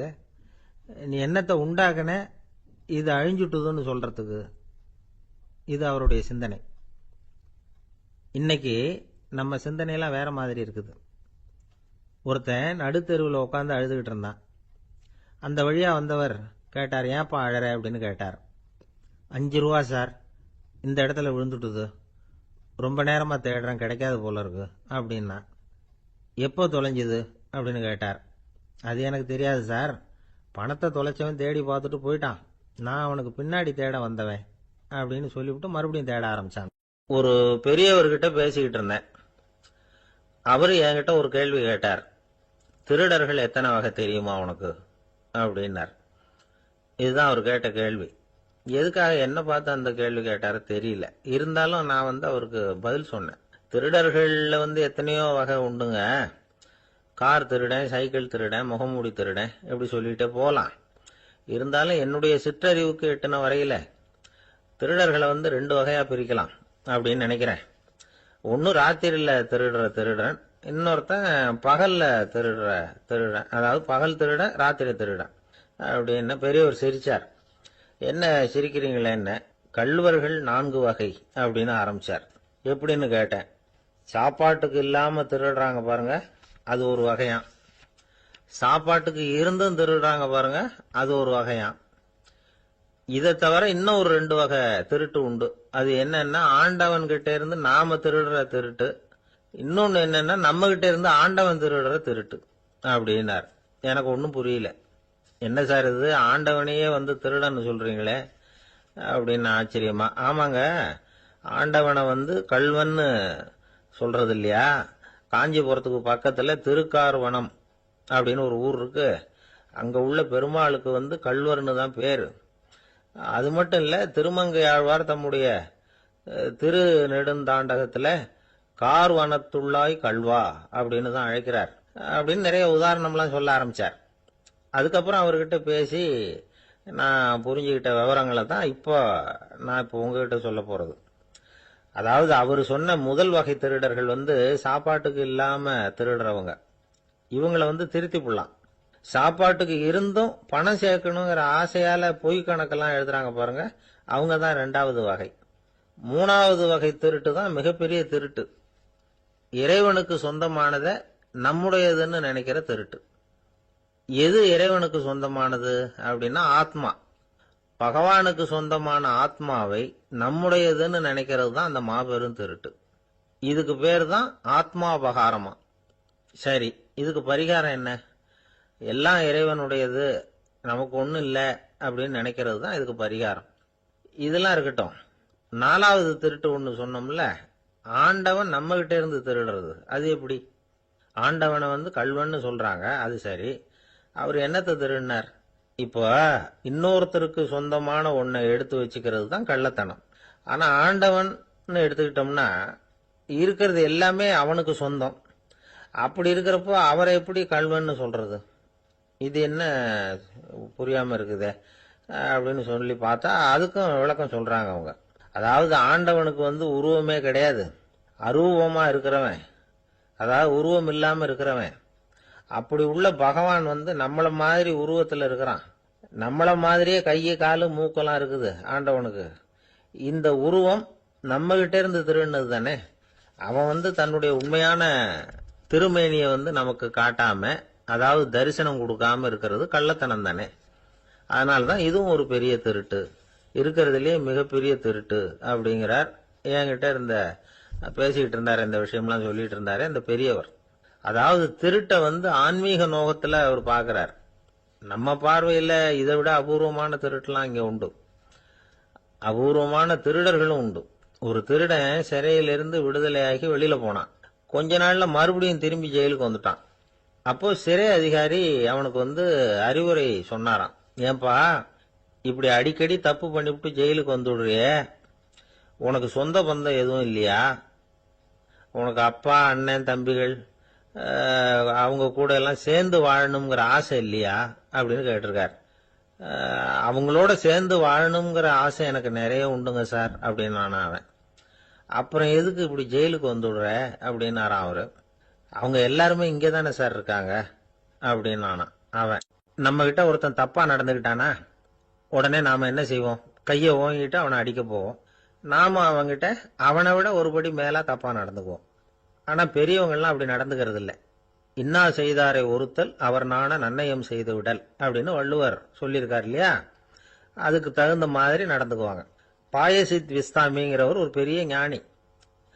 அவர் ஒரு நாள் ராத்திரி ரொம்ப நேரம் மசூதியில் இருந்துட்டு வீட்டுக்கு திரும்பி வந்துகிட்டு இருக்கிறார். வழியில ஒரு குடிகாரன், அவன் கையில ஒரு இசை கருவி, அதை கண்ணா பின்னான்னு மீட்டிக்கிட்டு வாய்க்கு வந்தபடியே என்னத்தையோ பாட்டுன்னு நினைச்சுக்கிட்டு பாடிக்கிட்டு அவன் பாட்டுக்கு கிடக்குறான் வழியில. அதோட இருந்தாலும் பரவாயில்ல, அந்த பக்கமா வழியில போறவங்க வர்றவங்களை எல்லாம் பார்த்து கண்ணா பின்னான்னு திட்டிக்கிட்டு இருக்கிறான், ரொம்ப வளர்க்குறான். பாயசித் பிஸ்தாமிங்கிற அந்த பெரியவர் அந்த வழியா போறார். அவனை பார்க்கிறார். அவனுடைய நிலைமைய பார்த்துட்டு பரிதாபப்படுறார். ஏன்பா இது மாதிரி எல்லாம் நடந்துக்கிற, இப்படி நடக்கலாமா அப்படின்னு ஏதோ கொஞ்சம் புத்திமதி சொல்றதுக்கு ஆரம்பிச்சார். அவனுக்கு கோபம் வந்துட்டுது. கையில வச்சிருந்த வாத்திய கருவி அதால ஓங்கி அந்த பெரியவர் தலையில ஒரு அடி கொடுத்தான். ரத்த காயம் ஏற்பட்டு போச்சு. அவன் கையில இருந்த இசை கருவியும் அடிச்ச வேகத்துல ரெண்டா உடஞ்சு போச்சு. அவ்வளவு வேகமா அடிச்சிருக்கான். இவ்வளவு தூரத்துக்கு நடந்து போச்சுல்ல, அந்த மாபெரும் ஞானி வாயை திறந்து ஒரு வார்த்தை கூட பேசல. பேசாம தலையை பிடிச்சிக்கிட்டு அவர் பாட்டுக்கு போயிட்டார். மறுநாள் அந்த பெரியவர் என்ன பண்ணார் தெரியுமா? கொஞ்சம் இனிப்பு பண்டங்கள், கொஞ்சம் பணம், இது ரெண்டையும் ஒரு ஆள் மூலமா அனுப்பி வச்சார் அந்த குடிகாரனுக்கு. அவனுக்கு ஒன்றும் புரியல. என்ன விவரம்னு விசாரிச்சான். வந்த ஆளு ஒரு கடுதாசியை நீட்டினான். அதுல விவரம் இருந்தது. ஞானி எழுதியிருக்கிறார், இதை பார்ப்பா, உங்களுடைய இசைக்கருவி உடையறதுக்கு என்னுடைய தலை காரணமா ஆயிட்டுது. அதுக்காக நான் ரொம்ப வருத்தப்படுறேன். அதுக்காக தான் பணம் அனுப்பி வச்சிருக்கேன். வேற புதுசா ஒரு இசைக்கருவி வாங்கிக்கோ. அப்புறம் இன்னொரு விஷயம், நேற்றுக்கு ராத்திரி என்கிட்ட ஏகப்பட்ட கசப்பான வார்த்தைகளை பேசினேன். இதோட அனுப்பியிருக்கிற இனிப்பு பண்டங்களை சாப்பிட்டு உன்னுடைய நாவல உள்ள கசப்பை மாத்திக்கோ அப்படின்னு அதுல எழுதப்பட்டிருந்தது. இந்த சமயத்துல அவன் குடி மயக்கத்துல இல்ல, கிழிஞ்சு போயிருந்த நேரம் அது. அதனால அதை படிச்ச உடனே அவனுக்கு ரொம்ப வெக்கமா போச்சு. தலை குனிஞ்சான், யோசனை பண்ணான். கொஞ்ச நேரத்துல தன்னுடைய நண்பர்கள் சில பேரையும் கூப்பிட்டுக்கிட்டு நேரா அந்த ஞானி இருக்கிற இடத்துக்கு ஓடினான். அவர் காலில் விழுந்தான். அவர்கிட்ட மன்னிப்பு கேட்டுக்கிட்டான். பெரியவங்களே தெரியாம நான் இந்த பாவ செயலை பண்ணிவிட்டேன், என்னை மன்னிச்சுங்க. உங்களுடைய பொறுமையும் போதனையும் என்னுடைய கண்ணை திறந்துட்டுது. இனிமே நானும் என்னுடைய நண்பர்களும் நல்ல வழியில திருந்தி வாழ போறோம் அப்படின்னா. ஞானி செய்த நன்னயம் குடிகாரனை எப்படி திருத்திருக்கு பாத்தீங்களா? இந்த கதையை கேட்டுட்டு ஒருத்தர் சொன்னார், என் வாழ்க்கையில கூட அப்படி ஒரு சம்பவம் நடந்தது சார். நானும் ஒரு நாள் ராத்திரி ஓவரா குடிச்சுட்டு ஒரு கிட்டாரை வாசிச்சுக்கிட்டு கண்ணாபின்னான்னு உளறிக்கிட்டு திட்டிக்கிட்டு இருந்தேன். அந்த சமயம் அந்த வழியா ஒருத்தர் வந்தார். ஓங்கி தலையில ஒரே ஒரு அடி, ரத்தம் வந்துட்டுது. அதுக்கப்புறம் என் மனசு தெரிஞ்சுட்டுது சார் அப்படின்னார். அப்படியா என்ன ஆச்சரியமா? ஆமா சார், அடி விழுந்தது அவர் தலையில இல்ல, என் தலையில. வந்தவர் என்ன அப்படி அடிச்சுட்டார். மயக்கம் தெளிஞ்சதுக்கு அப்புறம் தான் எனக்கு விவரம் புரிஞ்சது. அவர் ஒரு போலீஸ்காரரு அப்படின்னார் ரொம்ப சோகமா. மூன்றாம் பாடல் வைணவர்கள் வாழ்த்தாகச் சொல்லுகின்ற வளமான பாடல். ஓங்கி உலகளந்த உத்தமன் பேர் பாடி நாங்கள் நம் பாவைக்கு சாற்றி நீராடினால் தீங்கின்றி நாடெல்லாம் திங்கள் மும்மாறி பெய்து ஓங்கு பெருஞ்சன்னல் ஊடு கயல் உகள புங்குவளைப் போதில் பொறிவண்டு கண்படுப்ப தேங்காதே புக்கிருந்து சீர்த்த முலை பற்றி வாங்க குடம் நிறைக்கும் வள்ளல் பெரும் பசுக்கள் நீங்காத செல்வம் நிறைந்தேலோர் எம்பாவாய். மாவலி இடத்தில் வாமனனாய் 3 அடி மண் கேட்டு போன திருவிக்கிரமனாக உயர்ந்த அந்த அவதாரத்தை முதலில் பேசுகிறார்கள். அவனை உத்தமன் என்று சொல்லுகிறாள். அவரது திருநாமங்களை பாடி பரவி இந்த பாவை நோன்பு நோற்று நீராடினால் நாடெல்லாம் மாதம் 3 மழை பெய்யும், நெற்பயிர்கள் ஓங்கி வளரும். விளைந்த அந்த செந்நற் பயிர்களின் ஊடே கிடக்கும் நீரில் கயல் மீன்கள் துள்ளி விளையாடும். பூத்துள்ள குவளை மலர்களிலே அழகிய வண்டுகள் உறங்கி மகிழும். நீர்வளத்தால் நிலவளம், அதாவது வள்ளல் தன்மையுடைய பெரும் பசும் கூட்டங்கள் எங்கும் நிறைந்திருக்கும். மடிகனத்த காரணத்தால் தொட்ட மாத்திரத்தில் குடம் குடமாக அந்த பசுக்கள் கொடுக்கின்ற வள்ளல் பெரும் பசுக்கள். இத்தகைய செல்வச் செழிப்பு என்றும் நீங்காது நிலைத்திருக்கும் என்று வாழ்த்துகிறாள் இந்த 3வது பாடலிலே. ஓங்கி உலகளந்த உத்தமன், குள்ளமாக வந்தவன், ஆனால் ஓங்கி உலகத்தை அளந்த திருவிக்கிரமனாக மேலே உயர்ந்தவர். இதில் நாம் சிந்திக்க வேண்டிய பகுதி ஒன்று இருக்கிறது. இந்த உலகத்தில் வாழ்கிற மனிதர்கள் 3 வகை: அதமன், மத்தியமன், உத்தமன். தன்னலம் மட்டுமே கொண்டு வாழுகிற மிக கீழானவர்கள் அதமன். தானுண்டு தன் குடும்பம் உண்டு என்கிற ஒரு எளிய வட்டத்துக்குள் வாழ்கிறவன் மத்தியமன். பிறருக்காக வாழ்பவன், அவசியமென்றால் பிறருக்காக தாழ்பவன் எவனோ அவனே உத்தமன். அப்படி இந்த உலகத்தில் பிறருக்காக தாங்கி தாழ்ந்து சென்ற இடம் என்பதால் அவர் தாழவில்லை. கை நீட்டி யாசக மகாபலி இடத்தில் கேட்டாலும் அவர் தாழவில்லை, ஓங்கினார் என்ற பொருள் வரும்படியாக ஓங்கி உலகளந்த உத்தமன் என்று எழுதுகிறார். அவருடைய திருவடி இந்த உலகம் முழுவதும் பட்டதாம், உயிர்குலம் முழுவதும் பட்டதாம். ஏன்? இதற்கு உரையாசிரியர்கள் ஒரு அழகான வார்த்தை சொல்வார்கள். உறங்குகிற போது மாதா பிரஜையை அனைத்தபடி படுத்திருப்பாள் ஸ்பரிச சுகத்திற்காக. ஒரு அம்மா குழந்தைய பக்கத்தில் வைத்துக்கொண்டு படுக்கிற போது அப்படியே அந்த குழந்தை மேல கை வைத்துக்கொண்டு படுத்திருப்பாள். என்ன சுகம்! அந்த குழந்தையும் நிம்மதியா தூங்கும், அந்த தாயும் நிம்மதியாக சந்தோஷப்படுவாள். அப்படி தாய் குழந்தையை அணைப்பது போல இந்த உயிர்களை அணைப்பதற்காக பெருமான் தன் திருவடியை இந்த பூமியிலே வைத்தானாம். ஓங்கி உலகளந்த உத்தமன் என்கிறாள். நாமத்தின் பெருமையினை பேர் பாடி என்கிறாள். அதை பின்னொரு இடத்திலே நாம் விளக்கமாக பார்க்கலாம். நாங்கள் நம் பாவைக்கு சாற்றி நீர் ஆடினால், அவனுடைய புகழை சொல்லி நாங்கள் பாடிக்கொண்டு நீராடினால் என்ன நடக்கிறது? ஒரு விஷயம்.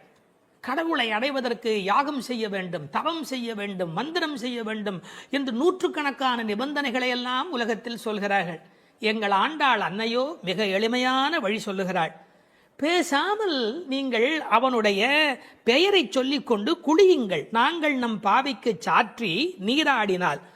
குளிப்பதை போன்று எளிமையானது கடவுளை அடைவது என்கிற ஒரு அற்புதமான பொருளை சொல்கிறாள். சடங்குகளுக்குள் சிக்கிக்கொண்டு சங்கடப்படாதீர்கள். நீங்கள் அவனை பாடும் பக்தி ஒன்றே போதுமானது, அவனது நாமத்தை சொல்லுகிற நாம சங்கீர்த்தனமே உங்களுக்கு போதுமானது என்ற பொருளிலே it is so simple. Involvement, பக்தர்களின் பங்கேற்பு இருக்கும்படியாக நாங்கள் நம் பாவைக்கு சாற்றி நீராடினால் மழை பெய்யும். எப்படி பெய்யும்? தீங்கின்றி நாடெல்லாம் திங்கள் மும்மாறி. இப்போதெல்லாம் வானிலை அறிக்கை சொல்லுகிறவர்கள் இந்த மாவட்டத்தில் பெய்யும், அந்த மாவட்டத்தில் கனமழை பெய்யும், இந்த மாவட்டத்தில் தூறல் போடும், இந்த மாவட்டத்தில் பெய்யாமலேயே போகும் என்று விட்டு விட்டு விட்டு விட்டு மழை பெய்வதை பற்றி பிட்டு பிட்டு பிட்டு பிட்டு வைத்துக் கொண்டிருப்பார்கள். ஆனால் எங்கள் ஆண்டாள் அப்படி அல்ல. தீங்கின்றி நாடெல்லாம் திங்கள் மும்மாறி பெய்யும். ஒரு இடத்துல கூட பஞ்சம் இருக்கக்கூடாது. எல்லா பக்கமும் மழை கொட்டு கொட்டு கொட்டு என்று கொட்டி, ஆனா தீங்கு இருக்கக்கூடாது. வரக்கேடும் வெள்ளக்கேடுமாய் என்பார்கள். பெய்மழை வேண்டும், பேய்மழை வேண்டாம். அளவாக பெய்ய வேண்டும், வாழ வைக்கக்கூடிய அளவிலே பெய்ய வேண்டும். மாதம் மும்மாறி, திங்கள் மும்மாறி பெய்து என்கிறார். 9 நாள் வெயிலும் 1 நாள் மழையுமாய் என்று உரை எழுதுவார்கள். மண்ணினுடைய வயிறு உள்வாங்கக்கூடிய வகையில வெயில் காய வேண்டும், பிறகு ஒரு மழை பெய்ய வேண்டும், வெயில் காய வேண்டும், பிறகு ஒரு மழை பெய்ய வேண்டும். அப்படி பெய்யக்கூடிய மழைதான் தீங்கின்றி உலகத்தை வாழ வைக்கும். மும்மாறி என்றார்களே, யாருக்காக மும்மாழி? வேதம் போதிய வேதியர்க்கு ஒரு மழை, நீதி மன்னர் நெறியினர்க்கு ஒரு மழை, மாதர் கற்புடைய மங்கையர்க்கு ஒரு மழை என்று 3 மழை பெய்யும். மழை என்றால் சாதாரணமானதா? மழைதான் மண்ணின் தாய்ப்பால். அடுத்தது, அந்த மழையின் காரணமாக நெல் விளைகிறது. ஓங்கு பெருஞ்சென்னல், ஒவ்வொரு நெல்லும் கதிரும் ஒரு ஆள் உயரத்துக்கு மேலே போயிருக்கிறது. பழைய காலத்து விவசாயம் தெரிந்தவர்களுக்கு தெரியும், மிக உயரமாக பயிர் இருக்கும். இது என்ன செய்தார்கள், அதையெல்லாம் குட்டை பயிர்களாக மாற்றிக்கொண்டே வந்தார்கள். பயிர் குட்டையாகி கதிர் கனத்து போன கலிகாலம் இந்த காலம். பயிர் குட்டையாகி கதிர் கனத்து போனது. மாட்டை பற்றி மனிதன் எங்கே கவலைப்பட்டான்? ஓங்கி என்று நன்றாக வளர்ந்திருந்தால் மாட்டுக்கு நிறைய வைக்கோல் கிடைக்கும், நிறைய பால் கொடுக்கும். மாடினுடைய சாணமும் அந்த மண்ணில் அந்த நறுமணமும் இல்லை என்றால் அந்த பூமியில் வளம் எப்படி இருக்க முடியும்? ஓங்கு பெரும் சென்னல், ஒரு ஆள் நடந்தால் மறைக்கும். அப்படி இப்போது காளை மாடுகளே இல்லை. ஊசி வழியே பசுக்களின் தாய்மை எய்தும் உயிர்ப்பில்லா உலகமாக இன்றைக்கு உலகம் சுருங்கி போய்விட்டது. எனவே மாடுகளை பற்றி கூட கவலைப்படக்கூடிய வகையிலே மாடுகள் தானே பெரும் செல்வம். ஓங்கு பெருஞ்சென்னல் என்று எழுதுகிறாள். பிறகு பூங்குவளை போதில், அங்கு வளர்ந்திருக்கிற குவளைப்பூக்கள், அதுல புள்ளிகள் உடைய வண்டு படுத்திருக்கிறது, பொறிவண்டு கண்படுப்ப, அவை தூங்கிக் கொண்டிருக்கின்றன. அதாவது ஒரு பூவில் போனாலேயே அவ்வளவு தேன் கிடைத்து விடுவதாலே அவை இன்னொரு பூவுக்கு வண்டு பறந்து பறந்து போகும். வண்டு மாதிரி பூ விட்டு பூ தாவுகிறான் என்பார்கள். இப்ப எப்படி அல்ல, ஒரே பூவிலேயே வேண்டிய அளவு தேன் கிடைத்து விடுவதால் மயங்கி கிடக்கின்றன. வண்டுகள் அப்படி இருக்கின்றன. மாடுகள் எப்படி இருக்கின்றன? தேங்காதே புக்கிருந்து சீர்த்த முலை பற்றி, கொஞ்சம் கூட அதுல பால் நிற்பதில்லை, அது பாட்டுக்கு கொட்டி கொண்டே இருக்கிறது. கரப்பின்றி கறக்கும். தமிழிலே கரப்பு என்று இடையினர பயன்படுத்தினால் வஞ்சனையாக வைத்துக் கொள்ளுதல். கரப்பு என்றால் வலிந்து அதிலிருந்து பாலை எடுத்தல். கரப்பின்றி கறக்கக்கூடிய பசுக்கள் இவை. ஒழித்து வைத்துக் கொள்வதே இல்லை. தேங்காது புக்கு இருந்து சீர்த்த புகை பற்றி, கனத்த மடி, அப்படி தொட்டால் போதும் அந்த குடத்தை தானே நிறைத்து விடுகின்றன. வாங்க, அது பாத்திரத்தை மாற்றி இன்னொன்று வைக்கணும், அவ்வளவுதான். வாங்க குடம் நிறைக்கும் வள்ளல் பெரும் பசுக்கள். கேட்டு கொடுக்கிறவர்களை வள்ளல் என்று சொல்ல மாட்டார்கள். இளன் என்று எவ்வம் உரையாமை ஈதல், கேட்பதற்கு முன்னாலேயே கொடுப்பதுதான் வள்ளல் தன்மையினுடைய அடையாளம். இந்த பசுக்கள் வஞ்சனையற்றவை, எனவே அவை வள்ளல் பெரும் பசுக்கள். நீங்காத செல்வம் நிறைந்தேலோர் எம்பாவாய். நீங்காத செல்வம் என்றால் என்ன பொருள்? உலகத்தாருக்கு சில செல்வம் தேவை, ஆனால் இறை ஞானம்தான் உண்மையில் நீங்காத செல்வம். இப்போது இப்படி எடுத்துக்கொள்வோம். பரமனடி பாடி துதித்தால் நீங்காத செல்வம் நிறையும். தீங்கின்றி திங்கள் மும்மாறி பெய்யும். ஓங்கு பெருஞ்சன்னல் விளையும். வாங்க குடம் நிறைக்கும் வள்ளல் பெரும் பசுக்கள். பாருங்க எப்படி ஒன்றை ஒன்று சார்ந்ததாக இருக்கிறது. பகுத்தறிவுவாதிக்கும் பக்தனுக்கு என்ன வித்தியாசம்? இந்த புரட்சியை சொன்னதோடு அவன் நிறுத்தி விடுகிறான். என்ன புரட்சி? பசுமை புரட்சி, வெண்மை புரட்சி, பால், மீன் துள்ளுகிறது, நீல புரட்சி. இது மூன்றுமே கிடைத்து விட்டதால் பூமி வளமுடையதாகிறது என்று பகுத்தறிவுவாதி நிறுத்தி விடுகிறான். ஒன்றை மறந்து விடுகிறான். பரமனடி பாடுவதால் தான் இது மூன்றுமே நடந்தது என்பதுதான் பக்தனுடைய பார்வை. இன்டர் டிபெண்டன்ட், ஒன்றை ஒன்று சார்ந்திருக்கிறது. அடுத்தது அதை விட ரொம்ப அற்புதம். இந்த உலகத்தில் செல்வம் மட்டுமே இருந்தால் மனநிறைவு வருமா? வராது. போட்டி, பொறாமை, பகை வரும். சாந்தி சாந்தி சாந்தி என்று நிறைவு செய்வார்கள். அந்த நிறைவு எப்போது வரும்? அது பக்தியின் மூலம், பரமனடி பாடுவதன் மூலம் வரும். எனவே சம்பூர்ணமான நிறைவை தரக்கூடியது எது? நிறைந்து ஏலோர் எம்பாவாய். அந்த நிறைந்து என்பது சம்பூர்ணத்தை குறிப்பது. மழை எப்படி பெய்கிறது? மனிதன் நல்லவனானால் இயற்கை அவனை விட நல்லவனாக மாறிவிடுகிறது. மனிதன் நல்லவனானால் இயற்கை அவனை விட நல்லவனாக மாறிவிடுகிறது. மழை பொழிகிறது, பால் சுரக்கிறது, செல்வம் செழித்தோங்குகிறது என்று வாழ்த்துக்குரிய பாடலாக அமைந்திருக்கிறது இந்த அழகான பாடல். கஞ்சத்தனம் பண்ணிடாதே, உங்கள்கிட்ட இருக்கிற எல்லாத்தையும் கொட்டிடு, எங்களை ஏமாற்றி விடாதே, ஒன்னையும் கையில் வச்சுக்காதே. ஒன்று நீ கைகரவே ஆழியுள் புக்கு முகந்து கொடு ஆர்த்தேரி. நல்ல கடல் வரையிலே உள்ளே போ. இந்த ஆழியுள் புக்கு முகந்து கொடு ஆர்த்தேரி என்பதை எம்பெருமானாரோடு ஓமிப்பார்கள். அவர் கடல் போன்ற தத்துவங்களை எல்லாம் வாங்கி எளிமையான தத்துவங்களாக இந்த உலகத்துக்கு கொடுத்தார். அப்படி ஆழத்திலே உள்ளே போ, ஆழியுள் புக்கு முகந்து கொடு ஆர்த்தேரி. இந்த உலகத்திலேயே சிரமமான விஷயம் ஆழமான பகுதிக்குள் பிரவேசிக்கும் போதுதான். ஒரு மனிதன் தன்னுள் ஆழும் போதுதான் அவனுக்குள் கருணை மழை புறப்படுகிறது. முகந்து கொடு ஆர்த்தேரி, அதாவது ஒரு ஆடியோ எஃபெக்ட். அது எப்படி சத்தம் கொடுத்து கொண்டு இடி இடிக்கிறது என்று ஆர்த்து ஏரி. இந்த மேகம் வெள்ளையா இருக்கிறது, அது சிவப்பாக மாறுகிறது, கருப்பாக மாறுகிறது. கம்பன் பாடுகிற போது சொல்வார், நீரணிந்த கடவுள் நிறத்தவான் ஆரணிந்து சென்று ஆர்களி மேய்ந்து. சிவபெருமான் மாதிரி வெள்ளையா இருக்கிறது, சேரணிந்த முலைத்திரு நங்கை தன் வீரணிந்தவன் மேனையின் மீண்டது. திருமகள் கணவன் போல அது கருப்பாகி வெளியிலே வருகிறது. வெள்ளையிலிருந்து அது கருப்பு மேகமாக மாறுகிறது. எல்லோரும் கருப்பை வெள்ளையாக்குவார்கள், இங்கு வெள்ளை கருப்பாகிறது. பார்க்கெல்லாம் தலைவனாக விளங்குகின்ற பரந்தாமன் இருக்கிறானே, அவன் போல என்று மேகத்தை பார்க்கிற போது கூட பரந்தாமனை பற்றிய சிந்தனை இங்கு நம்முடைய மனதில் பதியும்படி பாடுகிறாள். எப்படி?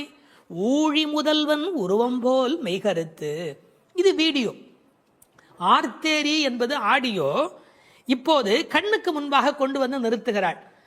ஊழி முதல்வன், இந்த உலகத்தின் கடைசி காலத்தினுடைய தலைவனாக அவன் விளங்குகிறான்.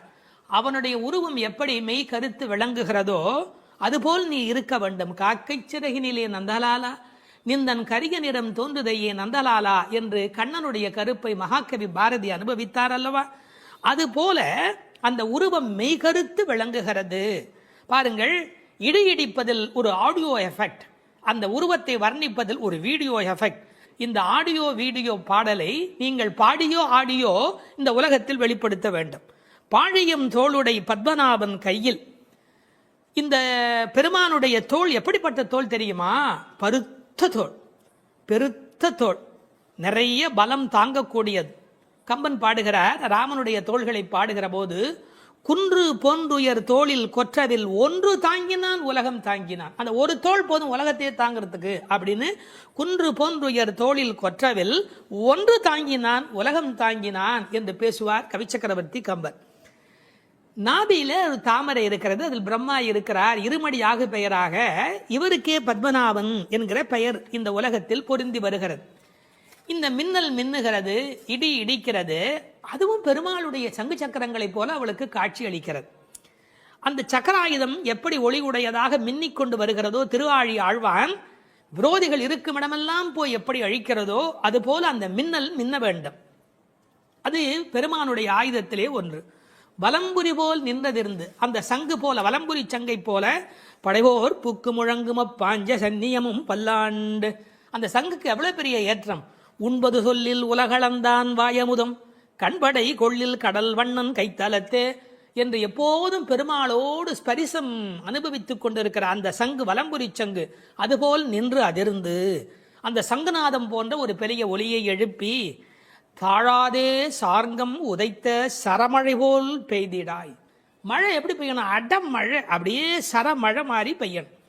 ராம சரம் எப்படி புறப்பட்டதோ, சார்ங்கம் என்ற வெள்ளிலே இருந்து அது எப்படி விடாமல் வந்து கொண்டே இருந்ததோ ராவணனை பார்க்கிற காலத்திலே, அப்படி இந்த மழை அடைமழையாய் பெய்ய வேண்டும். எதற்காக?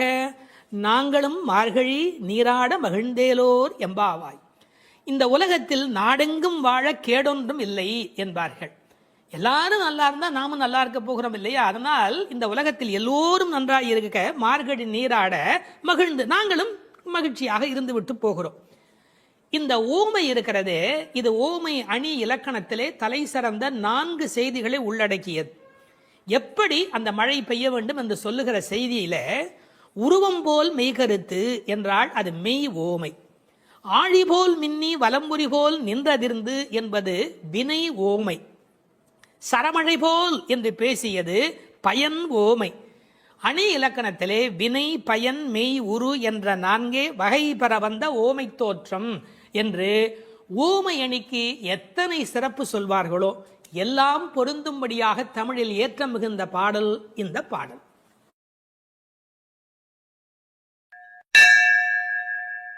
பாவங்களை நீக்கும் 5வது பாடல்.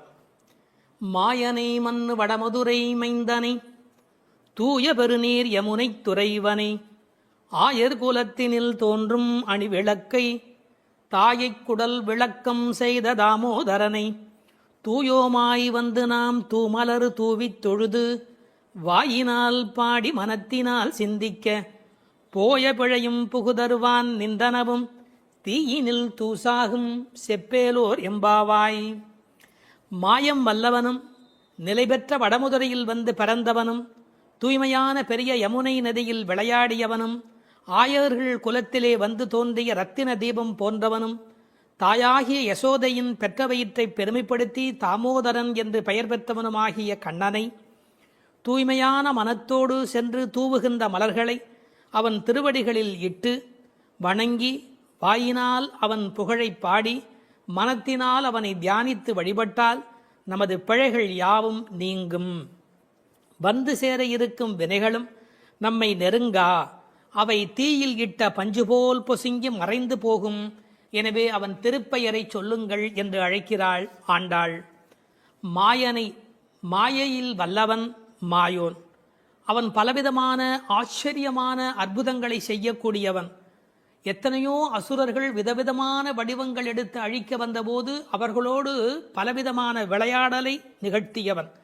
எனவே வியப்புக்குரிய செயல்களை செய்கிறவனை மாயோன் என்று அழைப்பது வழக்கம். பழைய தமிழ் பெயர் திருமாலுக்கு உரியது மாயோன் என்று அழைக்கப்படுகிறவன். ஒரே நேரத்தில் எங்கும் இருக்கக்கூடிய அற்புதம் செய்கிறவன். ஆயர்பாடியிலே ஒவ்வொருவரோடும் குரவை கூத்தாடுகிற போது ஒரு கோபிகைக்கு ஒரு கண்ணன் என்று ஒரே நேரத்தில் ஒவ்வொருவரோடும் இருந்தவன். அது மட்டுமல்ல, பகவத்கீதையில் எனது மாயை வெல்ல முடியாதது என்று பேசுகிறார்.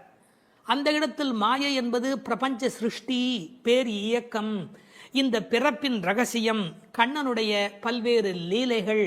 இப்படி மாயன் என்ற சொல்லுக்கு நிறைய பொருளாயிற்று. அப்படி மாயனாயிருக்கிறவன் மைந்தனாய் ஆகியிருக்கிறான். வடமதுரை மைந்தனே. அற்புதங்களை செய்யக்கூடிய அடங்க முடியாத மாயன் அடக்கத்திற்குரிய மைந்தனாக மாறியிருக்கிறான். தமிழிலே மகன் மைந்தன் என்று பல்வேறு சொற்கள் மகனை குறிக்கும். வீட்டுக்கு மட்டும் உரியவன் மகன், நாட்டுக்கே உலகிற்கே உரியவன் மைந்தன். ஆகையால் மாயனை நிலைபெற்ற வடமுதுரையிலே வந்து தலைவனாக விளங்குகின்ற மைந்தனை, ஊருக்கென்று வாழுகிறவனை, தூய பெருநீர் யமுனை துறைவனே. யமுனைக்கு தூய என்ற அடைமொழி எதனாலே? அதன் தெளிவு அல்லது ஆழம் அல்லது அகலம், இது எல்லாவற்றையும் விட உரையாசிரியர்கள் ஒரு நயம் சொல்வார்கள். கோதாவரியை சீதை விழித்து தன்னை காப்பாற்றும்படி அழைத்தபோது ராவண பயத்தினாலே கோதாவரி எந்த உதவியும் செய்யவில்லை. ஆனால் இந்த யமுனையோ வசுதேவர் கண்ணனை சுமந்து கொண்டு வருகிற காலத்திலே வழிவிட்டு மிகப்பெரிய நன்மை செய்தது. ஆகையால் இது தூய பெருநீர் என்று ஆயிற்று. அந்த தூய பெருநீர் யமுனை துறைவன். ஒரு நதி எவ்வளவு பெரிய நதியாக இருந்தாலும் பயன் கிடையாது, துறை முக்கியம். நீங்கள் பெரிய பெரிய நதியிலே நீராட வேண்டும் என்றால் படித்துறை என்று ஒரு துறை இருந்தால் தானே நீங்கள் அந்த நதியிலே நீராடி அனுபவிக்க முடியும். இறைவன் பெரியவனாகவே இருந்தாலும் கூட கண்ணன் என்று ஒரு துறை, வைணவம் என்று ஒரு துறை, அதில் கிருஷ்ண அவதாரம் என்கிற ஒரு துறை, ஆண்டாளின் திருப்பாட்டு என்று ஒரு துறை. இப்படி துறை இருந்தால் மட்டுமே குளிப்பது எப்படி, அனுபவிப்பது எப்படி? வெறும் ஆற்றிலே போய் நீராடி விட முடியுமா? அந்த துறை முக்கியம். அந்த யமுனை துறைவன் என்ற சொல்லிலே இருக்கிற அழகு, கோபியரோடு உமிழ்ந்து விளையாடிய தேக சம்பந்தம் உடைய நதி என்று அந்த நதிக்கு பெருமை எழுதினார்கள். ஆயர் குலத்தில் தோன்றும் அணிவிளக்கு, அந்தகாரத்தில் தீபம் போல படிப்பறிவு வழக்கை இடக்கை அறியாத ஆயர் குலம். அந்த குலத்திலே அவன் ஒளிவிளக்காக விளங்குகிறார். வைகுந்தத்திலே இருந்தால் அங்கு எல்லோரும் நித்திய சூரிகள் பிரகாசமாய் இருக்கிறார்கள். ஆனால் ராமனே வந்து பிறந்த போது கூட அவன் வெங்கதிரோன் குலத்துக்கோர் விளக்காய் தோன்றியவன் என்கிறார் குலசேகரர். எனவே அது பகல் விளக்கு, இது இரவு விளக்கு. ஆயர் குலத்தினில் தோன்றும் அணிவிளக்கை மங்கள விளக்கு, தாயை குடல் விளக்கம் செய்த தாமோதரனே. தாமோதரன் என்ற சொல்லுக்கு கயிறு பதிந்த வயிறு உடையவன் என்று பொருள். இந்த மாடுகளை எல்லாம் கட்டி அது அருந்து போன கயிற்றை கன்றுக்குட்டிக்கு கட்டி அதிலிருந்து மீதமான கயிற்றை எடுத்து கண்ணபெருமான் வயிற்றை சுற்றி கட்டுகிறாள் அவனுடைய தாயார். எனவே கயிறு பதிந்த வயிறு உடையவன். குழந்தைக்கு அரைஞான் கயிறு கட்டுவதற்கு காரணமே வயிறு பருக்கிறதா இல்லையா என்று கண்காணிப்பதற்காக. இந்த கயிறு பதிந்ததாலே அந்த தழும்புகளை ஏற்படுத்தியது.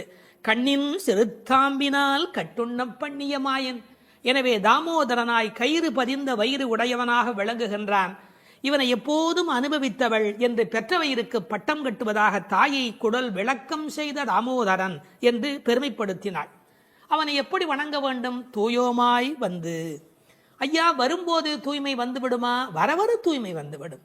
நாம் பிறவியில் அழுக்குடையவராய் இருக்கலாம், பலவிதமான வஞ்சனை மனமுடையவராய் இருக்கலாம். இறைவனை நினைக்க வேண்டும் என்று நினைத்த மாத்திரத்தில், இறைவனை நெருங்கும் மாத்திரத்தில் தூயோராய் மாறிவிடுகிறோம். எண்ணம் தானே நம்மை தூய்மைப்படுத்துவது. எண்ணம் திண்ணியராக பெறின் என்னாகிறது? அவனுக்கு ஒரு வண்ணம் பிறக்கிறது. எனவே தூயோமாய் வந்து தூமலர், தூயவர் கையில் இருப்பது தூமலராகத்தானே இருக்க முடியும். பகவானுக்கு எந்த பூ உகப்பு என்று கேட்டார்கள். எல்லாமே உகப்பு. ஒரு அருமையான பாசுரத்திலே புரிவதும் புகை பூவே என்று பாடுகிற இடத்துல சப்பாத்தி கள்ளியினுடைய பூ அது இறைவனுக்கு உகப்பா என்று ஒரு சீடன் கேட்கிறார். அப்போது உரை சொல்லுகிறவர் ரொம்ப அழகாக சொல்லுகிறார், அதை பகவான் விலக்கி இருக்கிறான் என்று பொருள் அல்ல. பகவானுக்கு எதுவுமே விலக்கு அல்ல. பறிக்கிற பக்தனுடைய கையில் முள் தைத்து விடுமே என்று விலக்கப்பட்டது என்று எழுதுகிறார். என்ன ஒரு கருணை பாருங்கள். ஆக தூமலர் தூவி தொழுது அவனை வாயினால் பாடி மனத்தினால் சிந்திக்க. இந்த உலகத்தில் வாயினாலே பாடுகிறோம். வாய் படைத்த பயன் பாடீர் அவன் நாமும் வீடே பெறலாமே. வெறும் நாமத்தை வரிசையாக சொல்லலாம். ஆனால் இசையோடு சொல்லுகிற போது, பஜனையோடு சொல்லுகிற போது, அது வாயினால் பாடுகிற போது பெருமை உடையதாக மாறுகிறது. இந்த வாயிலே பாடுவதை பற்றி ஆண்டாள் இதே திருப்பாவேல கண்ணபெருமானை எத்தனை நாமங்கள் சொல்லி பாடியிருக்கிறாள் என்று ஒரு பட்டியல் பாருங்கள். நந்தகோபன் குமரன், யசோதை இளம் சிங்கம், கதிர்மதியம் போல் முகத்தான், நாராயணன், பார்க்கடலுள் பையத்து இன்ன பரமன், ஓங்கி உலகளந்த உத்தமன், ஊழி முதல்வன், பத்மநாபன், மாயன், வடமதுரை மைந்தன், யமுனை துறைவன், ஆயர்குலாணி விளக்கு, தாமோதரன், புள்ளரையன், வள்ளத்தரவியில் துயிலமர்ந்த வித்து, மூர்த்தி, கேசவன், மாவாய் பிளந்தான், தேவாதி தேவன், மாமாயன், மாதவன், வைகுந்தன், புண்ணியன், முகில்வண்ணன், மனத்துக்கினியான், புள்ளின் வாய் கீண்டான், பொல்லா அரக்கனை கிள்ளி களைந்தான், சங்கொடு சக்கரம் ஏந்தும் தடக்கையன், பங்கைய கண்ணன், வல்லானை கொன்றான், மாற்றாரை மாற்றழிக்க வல்லான், மணிவண்ணன், உம்பர் கோமான், மலர் மார்பன், கலியே, செப்பமுடையாய், திரளுடையாய், விமலா, ஊற்றமுடையாய், பெரியாய், சுடரே, பூவை பூவண்ணா, அன்றி உலகம் அளந்தாய், தென்னிலங்கை செற்றாய், பொன்றச் சகடம் உடைத்தாய், கன்று குணிலாய் எறிந்தாய், ஒருத்தி மகன், நெடுமால் மால், ஆலின் இலையாய், கோவிந்தன், செல்வத் திருமால். இப்படி இதே பாடலுக்குள்ளே கண்ணபெருமானை வாயினால் பாடி என்று இத்தனை வகையிலே பாடிக்காட்டி இருக்கிறார். அப்படி வாயினால் பாடி மனதினால் சிந்திக்க. இந்த மனம் நிறைய பாவங்களை சேர்த்து கொண்டே வருகிறது. எனவே தியானம் என்பது மனத்தினாலே இறைவனை சிந்திக்கிற போது அந்த பாவங்கள் நீங்கி விடுகின்றன. எப்படி தெரிகிறது? போய பிழையும். வாயினால் பாடி மனதினால் சிந்தித்தால் பிழைகள் போய் விடுகின்றன. புகுதருவான் நின்றனவும். இனி நமக்கு வரவேண்டிய எஞ்சிய வினைகள் இருக்கின்றனவே, இந்த பிறவியில் செய்வன அவை உட்பட எப்படி மாறுகிறது? தீயினில் தூசா, நெருப்பில் எப்படி பஸ்பமாக போய்விடுவோம், அப்படி நம்முடைய பழைய பாவங்கள் எல்லாம் நெருப்பில் இட்டது போல தீயினில் தூசாகும் செப்பேலோர் எம்பாவாய் என்கிறாள். இந்த 5 பாடல்களோடு ஒரு முதல் பகுதி நிறைவு பெறுகிறது. நோன்பு நோற்க புறப்பட வேண்டியதையும், நோன்பு எவ்வாறு நிகழ்த்துவது என்பதையும், நோன்பினால் மழை பெய்யும் என்பதையும், நோற்கும் போது மனோ வாக்கு காயத்தால் நாம் அடைகின்ற இறைவன், அவனை அடைவதற்கான வழி, அதனால் நம் வினை அழியும் என்ற செய்திகளையும் இந்த 5 பாடல்களாலே குறிப்பிட்டாள். அது மட்டுமல்ல, நாராயணனே என்ற முதல் பாடலிலும், பார்க்கடலில் பையத்து என்ற பரமன் என்ற 2ஆம் பாடலிலும், ஓங்கி உலகளந்த உத்தமன் என்று 3ஆம் பாடலிலும், ஆழிமழை கண்ணா என்று 4ஆம் பாடலிலும், மாயனை மண் வடமயிறு மைந்தன் என்று கண்ணனை 5ஆம் பாடலிலும் குறிப்பிட்டது. உச்சத்திலே பரத்துவத்திலே இருக்கிற பெருமான் வியூகத்திலே எழுந்தருளி அவதாரமாக அவன் மகாபலி சக்கரவர்த்தி இடத்திலே வாமனாவதாரம் எடுத்து வந்த செய்தியை சொல்லி அவன் வருணனுக்குள்ளே அந்தர்யாமித்துவத்தோடு இருப்பதை 4வது பாடலிலே விளக்கி அர்ச்சாவதாரத்தை 5வது பாடலிலே நிறைவு செய்கிறாள். இந்த முதல் 5 பாடல்களோடு ஒரு பகுதி நிறைவு பெறுகிறது. பின்னர் மற்றவரை எழுப்புவது தொடங்குகிறது. வேதம் அனைத்துக்கும் வித்தான திருப்பாவையின் 6வது பாடல். இது பாடல் தொடங்கி திருப்பள்ளி எழுச்சியாக அமைகிறது. உறங்குகிற பெண்ணை வெளியில் இருக்கிறவள் எழுப்புவது போல பாடலின் அமைப்பு முறை. விடிந்தது என்பதற்கான அடையாளங்கள் சொல்லி எழுப்புகிறார்கள். புள்ளும் சிலம்பினகான் புள்ளரையன் கோயிலில் வெள்ளை வெளிசங்கின் பேரரவம் கேட்டிலையோ, பிள்ளாய் எழுந்திராய் பேய்முலை நஞ்சுண்டு கள்ளச்சகடம் கலக்கழிய காலோச்சி வெள்ளத்து அரவில் துயில் அமர்ந்த வித்தினை உள்ளத்து கொண்டு முனிவர்களும் யோகிகளும் மெல்ல எழுந்து ஹரி என்ற பேரரவம் உள்ளம் புகுந்து குளிர்ந்தேலோர் எம்பாவாய். முன் அனுபவம் ஏதுமில்லாத கன்னிப்பெண்ணே, இன்னும் உறங்குகிறாயே? விடியலை முன்னே அறிந்து கொள்ளும் இயல்புடைய பறவைகளும் கூட எழுந்து ஓசை எழுப்பி இறை தேட புறப்பட்டு விட்டனவே, அது உனக்கு தெரியவில்லையா? பறவைகளுக்கு அரசனான கருடனை வாகனமாக கொண்ட திருமால் திருக்கோயிலிலே வெண்மை நிறமுள்ள சங்கு தன் ஒலி எழுப்பி அழைக்கின்ற பேரோசை உன் காதில் விழவில்லையா? பெண் பிள்ளையே, விரைவில் படுக்கையை விட்டு எழுந்திரு. முன்பு தன் தாய் யசோதை வடிவில் முலைக்காம்பில் நஞ்சையே தீட்டிக் கொண்டு வந்து கண்ணனுக்கு வஞ்சகமாக பாலூட்ட கருதினாளே பூதனை. அவளிடம் பால் பருகுவது போல முலையுண்டு அவள் உயிரையும் உண்டானே கண்ணன். முன்பு கள்ளத்தனமாக சக்கரமாக அவன் முன் தோன்றினானே சகடாசுரன். அவனை தன் திருவடிகளை உயர்த்தியே உதைத்து அவன் கலக்கம் அடைந்து அழிந்து போனானே அந்த கண்ணன். திருப்பார்கடலிலே அமைந்திருக்கும் ஆதிசேஷன் என்னும் பாம்பின் மேல் அரிதுயில் கொண்டிருக்கிறானே அந்த கண்ணன். இவ்வுலக உற்பத்திக்கு மூல காரணமான அந்த கண்ணனை தம் உள்ளத்திலேயே இடைவிடாது தியானித்துக் கொண்டிருக்கும் முனிவர்களும் இறைவனை எளிதில் அடையும் யோகம் போன்ற உபாயங்களையும் செய்து கொண்டிருக்கும் யோகியர்களும் அலுங்காது அசையாது மெதுவாக நிதானமாக எழுந்து ஹரி ஹரி என்று திருமாலை எண்ணிப்பாடும் பேரோசை உன்னுடைய காதுகளில் கேட்கவில்லையா? ஆனால் இவ்வோசைகள் எல்லாம் எங்கள் செவி வழி புகுந்து உள்ளத்திற்கு குளிர்ச்சி தருகின்றனவே. இந்த அனுபவத்தை எங்களுடன் பகிர்ந்து கொள்வதற்காகவாவது நீ எழுந்து வரமாட்டாயா? இது பாடலின் திரண்ட பொருள். புள்ளும் சிலம்பினகான் புள்ளரையன் கோயிலில். புள்ளும் சிலம்பினகான் என்பது இயற்கையின் அழைப்பு. காலையிலே பறவைகள் ஒலி எழுப்புகின்றன. இதில் புள்ளும் என்றால் அந்த உம்மை சிறப்பு உம்மை. காலை பொழுது எப்படி விடுகிறது என்றால் கோழி கூவுது என்று ஒரு வார்த்தை சொல்வார்கள். மனித வாழ்க்கை இயற்கையோடு கலந்து நிற்கக்கூடிய தனித்த சிறப்புடையது. அது காலையில் இறை தேடுவதற்கு புறப்படுவதற்கு முன்பாக ஒலி எழுப்பி அதன் பிறகு புறப்படும்.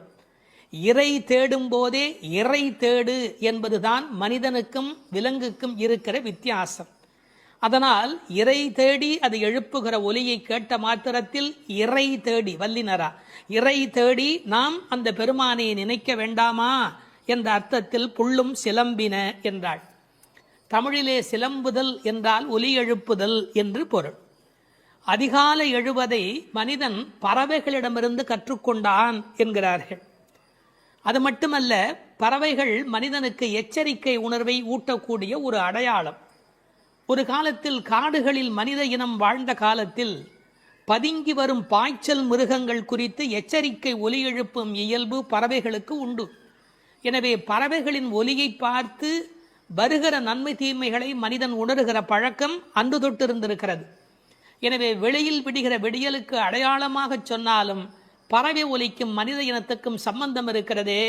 புள்ளும் சிலம்பினகான். புல் அரையன் கோயில், பறவைகளுக்கெல்லாம் தலைவன் கருடன். அந்த கருடன் கோயிலிலே, அதாவது திருமாலுடைய திருக்கோயிலிலே சங்கு ஒலி எழுப்பி அழைக்கிறார்களாம். வெள்ளை வெளிசங்கின் பேரரவம் கேட்டிலையோ. வெள்ளை வெளிசங்கு அது ரொம்ப தூய்மையான சங்கு. வெறும் நிறம் மட்டுமல்ல, அது எல்லா வகையிலுமே தூய்மையுடைய ஒன்று, வெண்மையுடைய ஒன்று. அது அழைப்பதற்காகவே பயன்படுத்தப்படுவதாலே வெளிசங்கு கோயிலிலே நடை திறந்து விட்டது, மக்கள் வரலாம் என்பதற்கான அறிவிப்பு சங்கொலியின் மூலம் அந்த ஊருக்கு தெரிவிக்கப்படுகிறது. எனவே கோயில் அழைப்பு வந்துவிட்டதே, நீ எழுந்திருக்க வேண்டாமா? பேரரவம் கேட்டிலையோ. பறவையின் சப்தம் கூட சின்ன சின்னதாக போயிருக்கலாம். இது எத்தனை பெரிய ஒலி, சங்கு ஒலி எழுப்புகிறார்களே, ஊருக்கே கேட்க வேண்டும் என்று எழுப்புகிறார்களே, உனக்கு தெரியவில்லையா? சங்குக்கும் ஆண்டாளுக்கும் இடையில் இருக்கிற தொடர்பு நாச்சியார் திருமொழி நன்கு படித்தவர்களுக்கு தெரியும். கற்பூரம் நாருமோ கமலப்பூ நாருமோ திருப்பவளச் செவ்வாய்தான் தித்தித்திருக்குமோ, மறுப்பொசித்த செங்கண்மால் வாய்ச்சுவையும் நாற்றமும் விருப்புற்று கேட்கின்றேன் சொல்லாழி வெண்சங்கே என்று சங்கரை பாராட்டி மகிழ்ந்தவள் ஆண்டாள் நாச்சியார். எனவே வெள்ளை வெளிசங்கு அதற்கு என்ன பெருமை என்றால் ஓங்கார ஒலி எப்போதும் சங்கிலே காதில் வைத்தால் கேட்டுக்கொண்டே இருக்கும். நமக்கு ஒரு ஆச்சரியம், கண்ணனாகிய கடவுள் குடியிருக்கிற ஊரில் வேறு ஒரு கோயிலா? கோயில் அழைப்பு என்றால் ராமாயணம் படிக்கிற போது ராமன் நாராயணனை போய் வணங்கி வந்த செய்தி இருப்பதைப் போல கண்ணன் ஊரிலும் திருமால் கோயில் இருந்திருக்கிறது. இதில் புறவிடியல் பற்றி பேசினாலும் உண்மையில் அகவிடியலை பற்றி நாம் சிந்திக்க கடமைப்பட்டிருக்கிறோம். இதெல்லாம் காலை நேரத்து அடையாளங்கள். ஆன்மீக விடியல் என்பது ஏற்பட வேண்டும் என்றால் அறியாமை, இருட்டு போக வேண்டும். நீங்கள் இருட்டை விரட்டிவிட முடியுமா? இந்த உலகத்தில் என்ன முயன்றாலும் இருட்டை விரட்ட முடியுமா? ஒரே ஒரு வேலை இருக்கிறது, ஒரு வெளிச்சத்தை நிறுவுவதுதான் மனிதன் செய்ய வேண்டிய வேலை. எல்லாரும் உட்கார்ந்து கொண்டு இருட்டே போ, இருட்டே போ, இருட்டே போ என்றால் போகாது. ஆனால் ஒரு விளக்கை ஏற்றி வைத்தால் இருட்டு காணாமல் போய்விடும். அதுபோல் நம்முடைய அஞ்ஞானம், அறியாமை என்ற மன இருள் நீங்க வேண்டுமென்றால் நாராயணன், இறைவன், பரம்பொருள் என்ற ஒற்றை விளக்கு நமக்கு போதுமானது. அதை சொல்லிவிட்டு பிள்ளாய் எழுந்திராய் என்கிறார். பெண் பிள்ளைகளை ஏ பிள்ளை என்று அழைப்பது தமிழ் மண்ணிலே இருக்கிற ஒரு மரபு. என்ன பிள்ளை இப்படி பேசிக்கிட்டே இருக்கிறியே அப்படிம்பாங்க. அது சிறு பிள்ளைகளை சொல்லுகிற வழக்கம் உண்டு. பிள்ளாய் எழுந்திராய். இந்த பிள்ளாய் என்பதில் இருக்கிற அழகு, சிறுபிள்ளைத்தனமாக நடந்து கொள்கிறாயே. உனக்கு கோயிலுக்கு வந்து முன் அனுபவம் இல்லையா? இந்த சபரிமலைக்கு போகிற போது கன்னிசாமி என்று அழைத்து கொண்டு போவார்கள். எல்லாரும் எழுந்திருக்கிற நேரத்தில் அவர் எழுந்திருக்க மாட்டார், அந்த முறையாக பூஜையில கலந்து கொள்ள மாட்டார். கன்னிசாமி அவருக்கு விவரம் தெரியல என்று எல்லோரும் சொல்வார்கள். இந்த பிள்ளை எழுந்திருக்கவில்லை, பிள்ளாய் எழுந்திராய் என்றார். அவள் எழுந்திராமைக்கு காரணம் சோம்பல் மட்டுமல்ல, சோம்பலை தாண்டி இன்னொன்றும் இருக்கலாம். என்ன? கிருஷ்ண மயக்கம் என்றும் காரணமாய் இருக்கலாம். மிக முதிர்ந்த நிலை ஒரு காரணமாய் இருக்கலாம். அவளுக்கு அதிர்ச்சி உண்டாகும்படியாக எழுப்புவதற்கு உரிய கண்ணபெருமானுடைய வரலாறுகளை சொல்லுகிறார்கள். பேய்முலை நஞ்சு உண்டு பூதனே என்ற ஒரு அரக்கி தாய்முலைப்பாலில் அமுதிருக்க தவழ்ந்து தளநடை இட்டு சென்று பேய் முலைவாய் வைத்து நஞ்சு உண்டு பித்தன் என்றே பிறர் ஏசன் என்றாய் திருமங்கையாழ்வார் பாடுகிறார். அதாவது தாயிடத்தில் அமுது உண்ணாமல் பேயிடத்தில் போய் உண்டு அவளுக்கு மேலே போவதற்கான வழிமுறையை செய்த பூதனையினுடைய வரலாறு, அரக்கியின் வரலாற்றை சொல்லுகிறார். அடுத்து இன்னொரு வரலாறு, கள்ளச்சகடம் கலக்கழிய காலோச்சி. கள்ளச்சகடம், சகடாசுரன் என்ற ஒரு அசுரன் வஞ்சனையான வடிவத்தில் சக்கரமாய் வருகிறான். அப்போது பெருமான் என்ன செய்தார்? தம் கால்களாலே எட்டி உதைத்தார். தன்னை நேடி வந்த ஆபத்தை அவர் விரட்டுகிறார். என்ன நயம் சொல்வார்கள் தெரியுமா? பெருமாளுடைய திருவடி நம்முடைய கஷ்டத்தை போக்குகிறது என்பதையும் தாண்டி பெருமாளின் துன்பத்தையே போக்கக்கூடியது. இப்படிலாம் அர்த்தம் சொல்லலாமா என்று கேட்பார்கள். உயர்வர உயர்நலம் உடையவன் எவனவன், மயர்வர மதிநலம் அருளினன் எவன் அவன். இந்த பாசுரத்திலே துயரரு சுடரடி என்று ஒரு வாசகம் வரும். அந்த துயரரு சுடரடி என்பதற்கு வியாக்கியானம் செய்த பெருமக்கள் நம்முடைய துயர் என்று கூட அர்த்தம் செய்ய வேண்டிய அவசியமில்லை.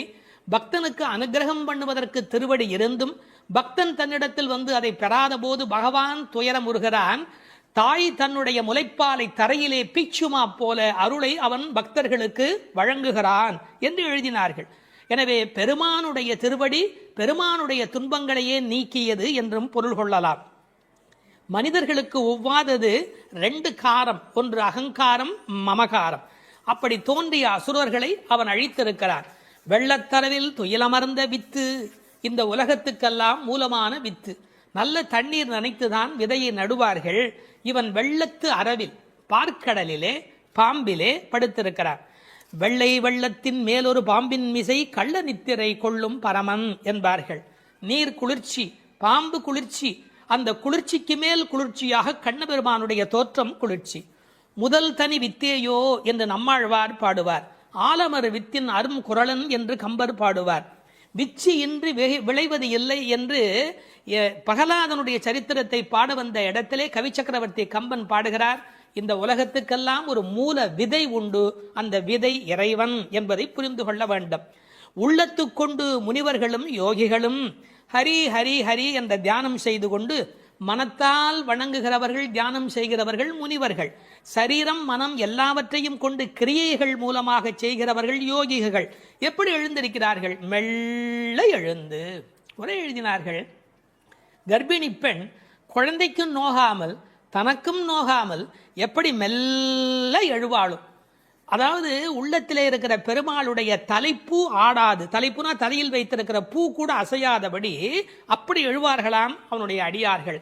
ஹரி என்ற வாசகத்தோடு எழுகிறார்கள். ஹரி என்ற பேரறவும் உள்ளம் புகுந்து குளிர்ந்தேலோர் எம்பாவாய், உன் உள்ளத்தில் புகுந்து குளிர்ச்சியினை உண்டாக்கட்டும் என்று இந்த பாசுரம் நிறைவு பெறுகிறது.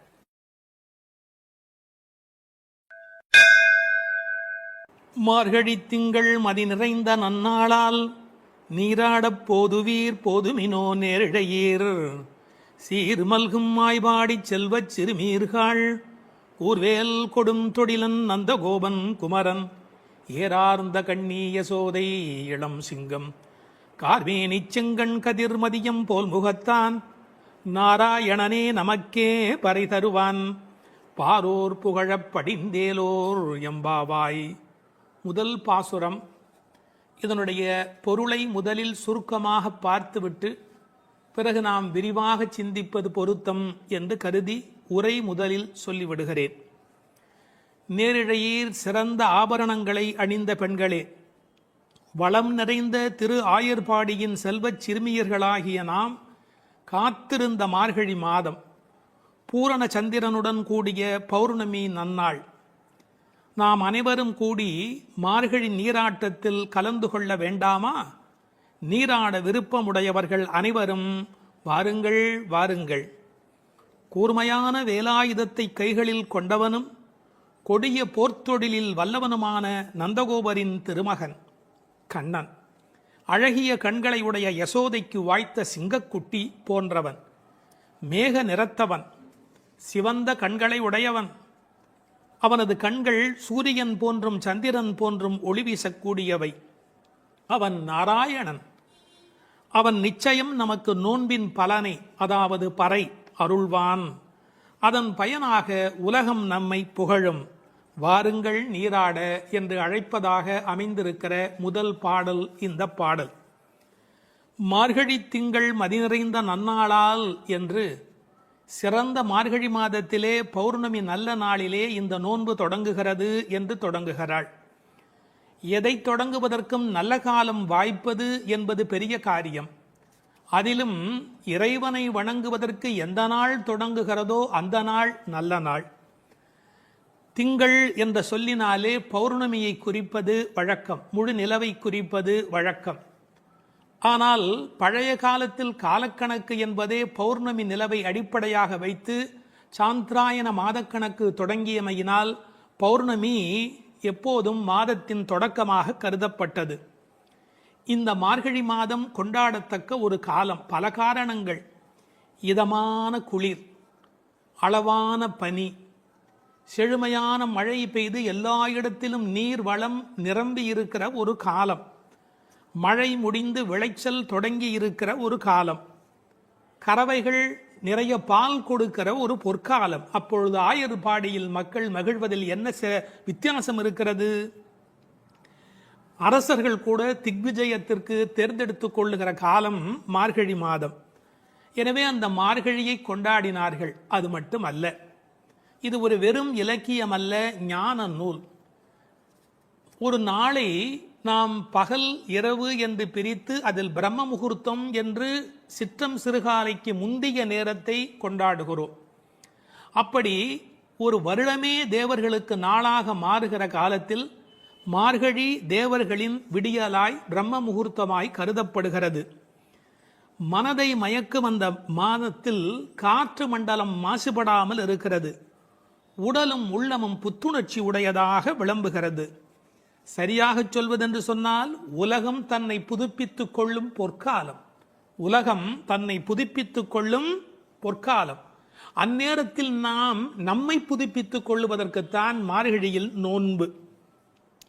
மார்கழி திங்கள் மதி நிறைந்த நன்னாளால் மார்கழியை மனிதர்கள் மட்டும் கொண்டாடுவதில்லை. நான் மாதங்களில் மார்கழி என்று கீதையில் கண்ணன் தன்னை மார்கழியாகவே அடையாளம் காணுகிறார். மதி நிறைந்த நன்னாள் என்றாள். ஒரு சின்ன குறிப்பு இருக்கிறது. மதி நிறையும் போது மதி குறையும். என்ன? மதி நிறையும் போது மதி குறையும். பௌர்ணமி நாளில் சில பேருடைய மதி பாதிக்கப்படும். ஆங்கிலத்தில் லுனார் என்ற சொல்லும் லுனாட்டிக் என்ற சொல்லும் ஒன்றுக்கொன்று தொடர்புடையவை. உணர்ச்சி மேலோங்குவதால் மனம் தடுமாறுகிற காலம் மதி நிறைகிற காலம். நாம் உணர்ச்சியை வென்று அறிவை கொண்டு இறைவனை அடைய வேண்டும் என்பதற்காக அந்த மாதம் கொண்டாடப்படுகிறது. மார்கழி மாதத்தின் பௌர்ணமி கொண்டாடப்படுகிறது. மூன்த் என்ற சொல்லும் மந்த் என்ற சொல்லும் ஒன்றிலிருந்து ஒன்று அடிப்படையாக பிறந்தது என்று ஆங்கிலத்திலே ஒரு கணக்கு உண்டு. எனவே மார்கழியை கொண்டாடி அதில் பௌர்ணமியை கொண்டாடுகிறார்கள்.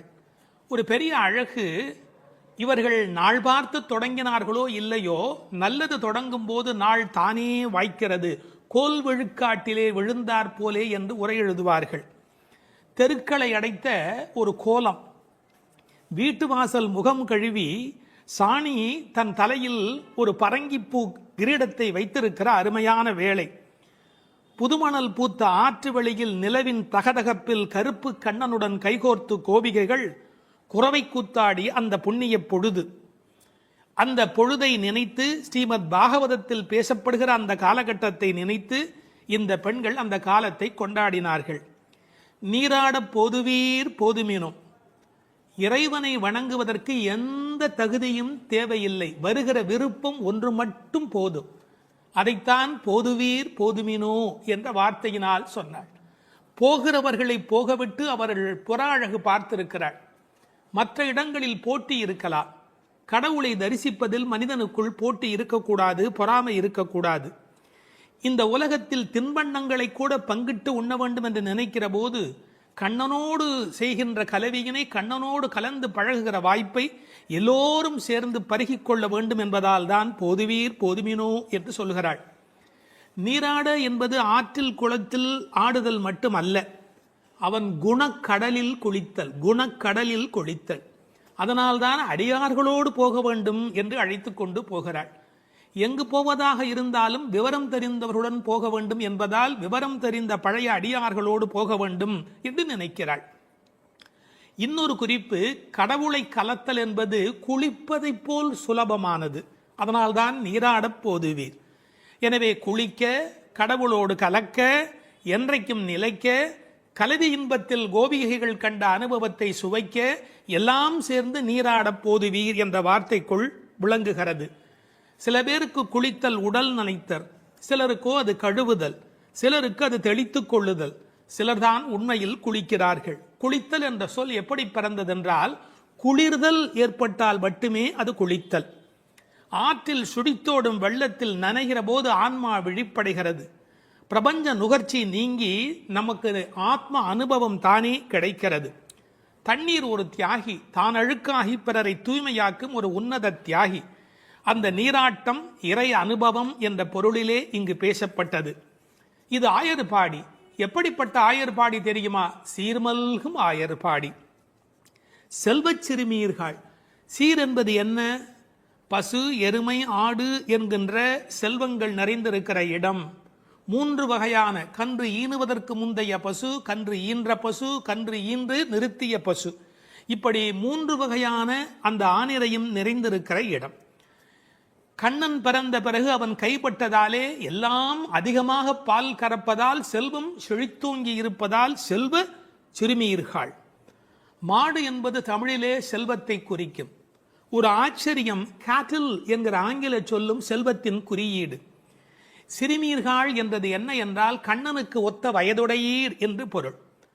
இப்போது யாரை பார்க்க போகிறார்கள்? கண்ணன் திருமாளிகை, அது நந்தகோபருடைய திருமாளிகை. அவர் சாதாரணமானப்பட்டவர் அல்ல, கூர்வேல் கொடுந்தொழிலன். அச்சத்தை ஏற்படுத்துவாரா என்றால் நன்றாக சாதுவாகத்தான் இருந்தால், பசும்புல் சாப மிதியாதவராய் இருந்தார். ஆனால் கண்ணனுக்கு தொடர்ந்து அசுரர்களால் துன்பம் வந்த காரணத்தினாலே எப்போதும் கையில் வேலோடு போருக்கு தயாராக இருப்பதைப் போல் இருக்கிற கூர்வேல் கொடும் தொழிலன் நந்தகோபன். அவன் குமரன், அடங்கி ஒடுங்கி இருக்கிற அழகான அப்பாவிடத்தில் அடக்கமான பிள்ளை. ஏறானந்த கண்ணி யசோதை இளம் சிங்கம். அவள் கண்ணுக்கு அழகு எப்படி வந்து சேர்ந்தது? அழகு, எழுச்சி, இளமை இவையுடைய கண்ணாக அவள் விளங்குகின்றாளே, எங்கிருந்து வந்தது? கண்ணனையே வைத்த கண் வாங்காமல் பார்த்து கண்ணனை கண்ணில் குடியேற்றியதால் வந்த அழகு. ஒரு நல்ல மகனை பெற்றால் தாய் தந்தைக்கு எத்தனை புகழ் பாருங்கள். ஒரு ஆழ்வார் அனுபவிக்கிறார். அழுகையும் அஞ்சி நோக்கும் மண்ணோக்கும் தொழுகையும் எவை கண்ட கண்ணீரே என்று அந்த யசோதையின் கண்கள் கொண்டாடப்படுகின்றன. அங்கு இளம் சிறுமி என்ற வார்த்தையை பயன்படுத்தினாள். இங்கு யசோதை இளம் சிங்கம் என்று சொல்லுகிறாள். அப்பாவிடத்தில் குமரன், ஆனால் தாயிடத்திலே எப்போதும் பிள்ளைகள் வம்பு செய்யும் இளம் சிங்கம். கார்மேனி செங்கண் கதிர்மதியம் போல் முகத்தான், கருப்பான உடல், அதில் சிவப்பான கண்கள். செங்கண் என்பதை சிவந்த என்று பொருள் கொள்வதை விட செம்மை என்று பொருள் கொண்டால் இன்னும் அழகு. கதிர்மதியம் போல் முகத்தார், ஒரு முகமே நிலவாகவும் சூரியனாகவும் எப்படி இருக்க முடியும்? முடியும். நீங்கள் நன்றாக நரசிம்ம அவதாரத்தை உற்று நோக்கினால், எதிரியான இரண்யகசிபுவை நெருப்பையழ பார்த்தவன் பக்கத்தில் இருக்கிற பிரகலாதனை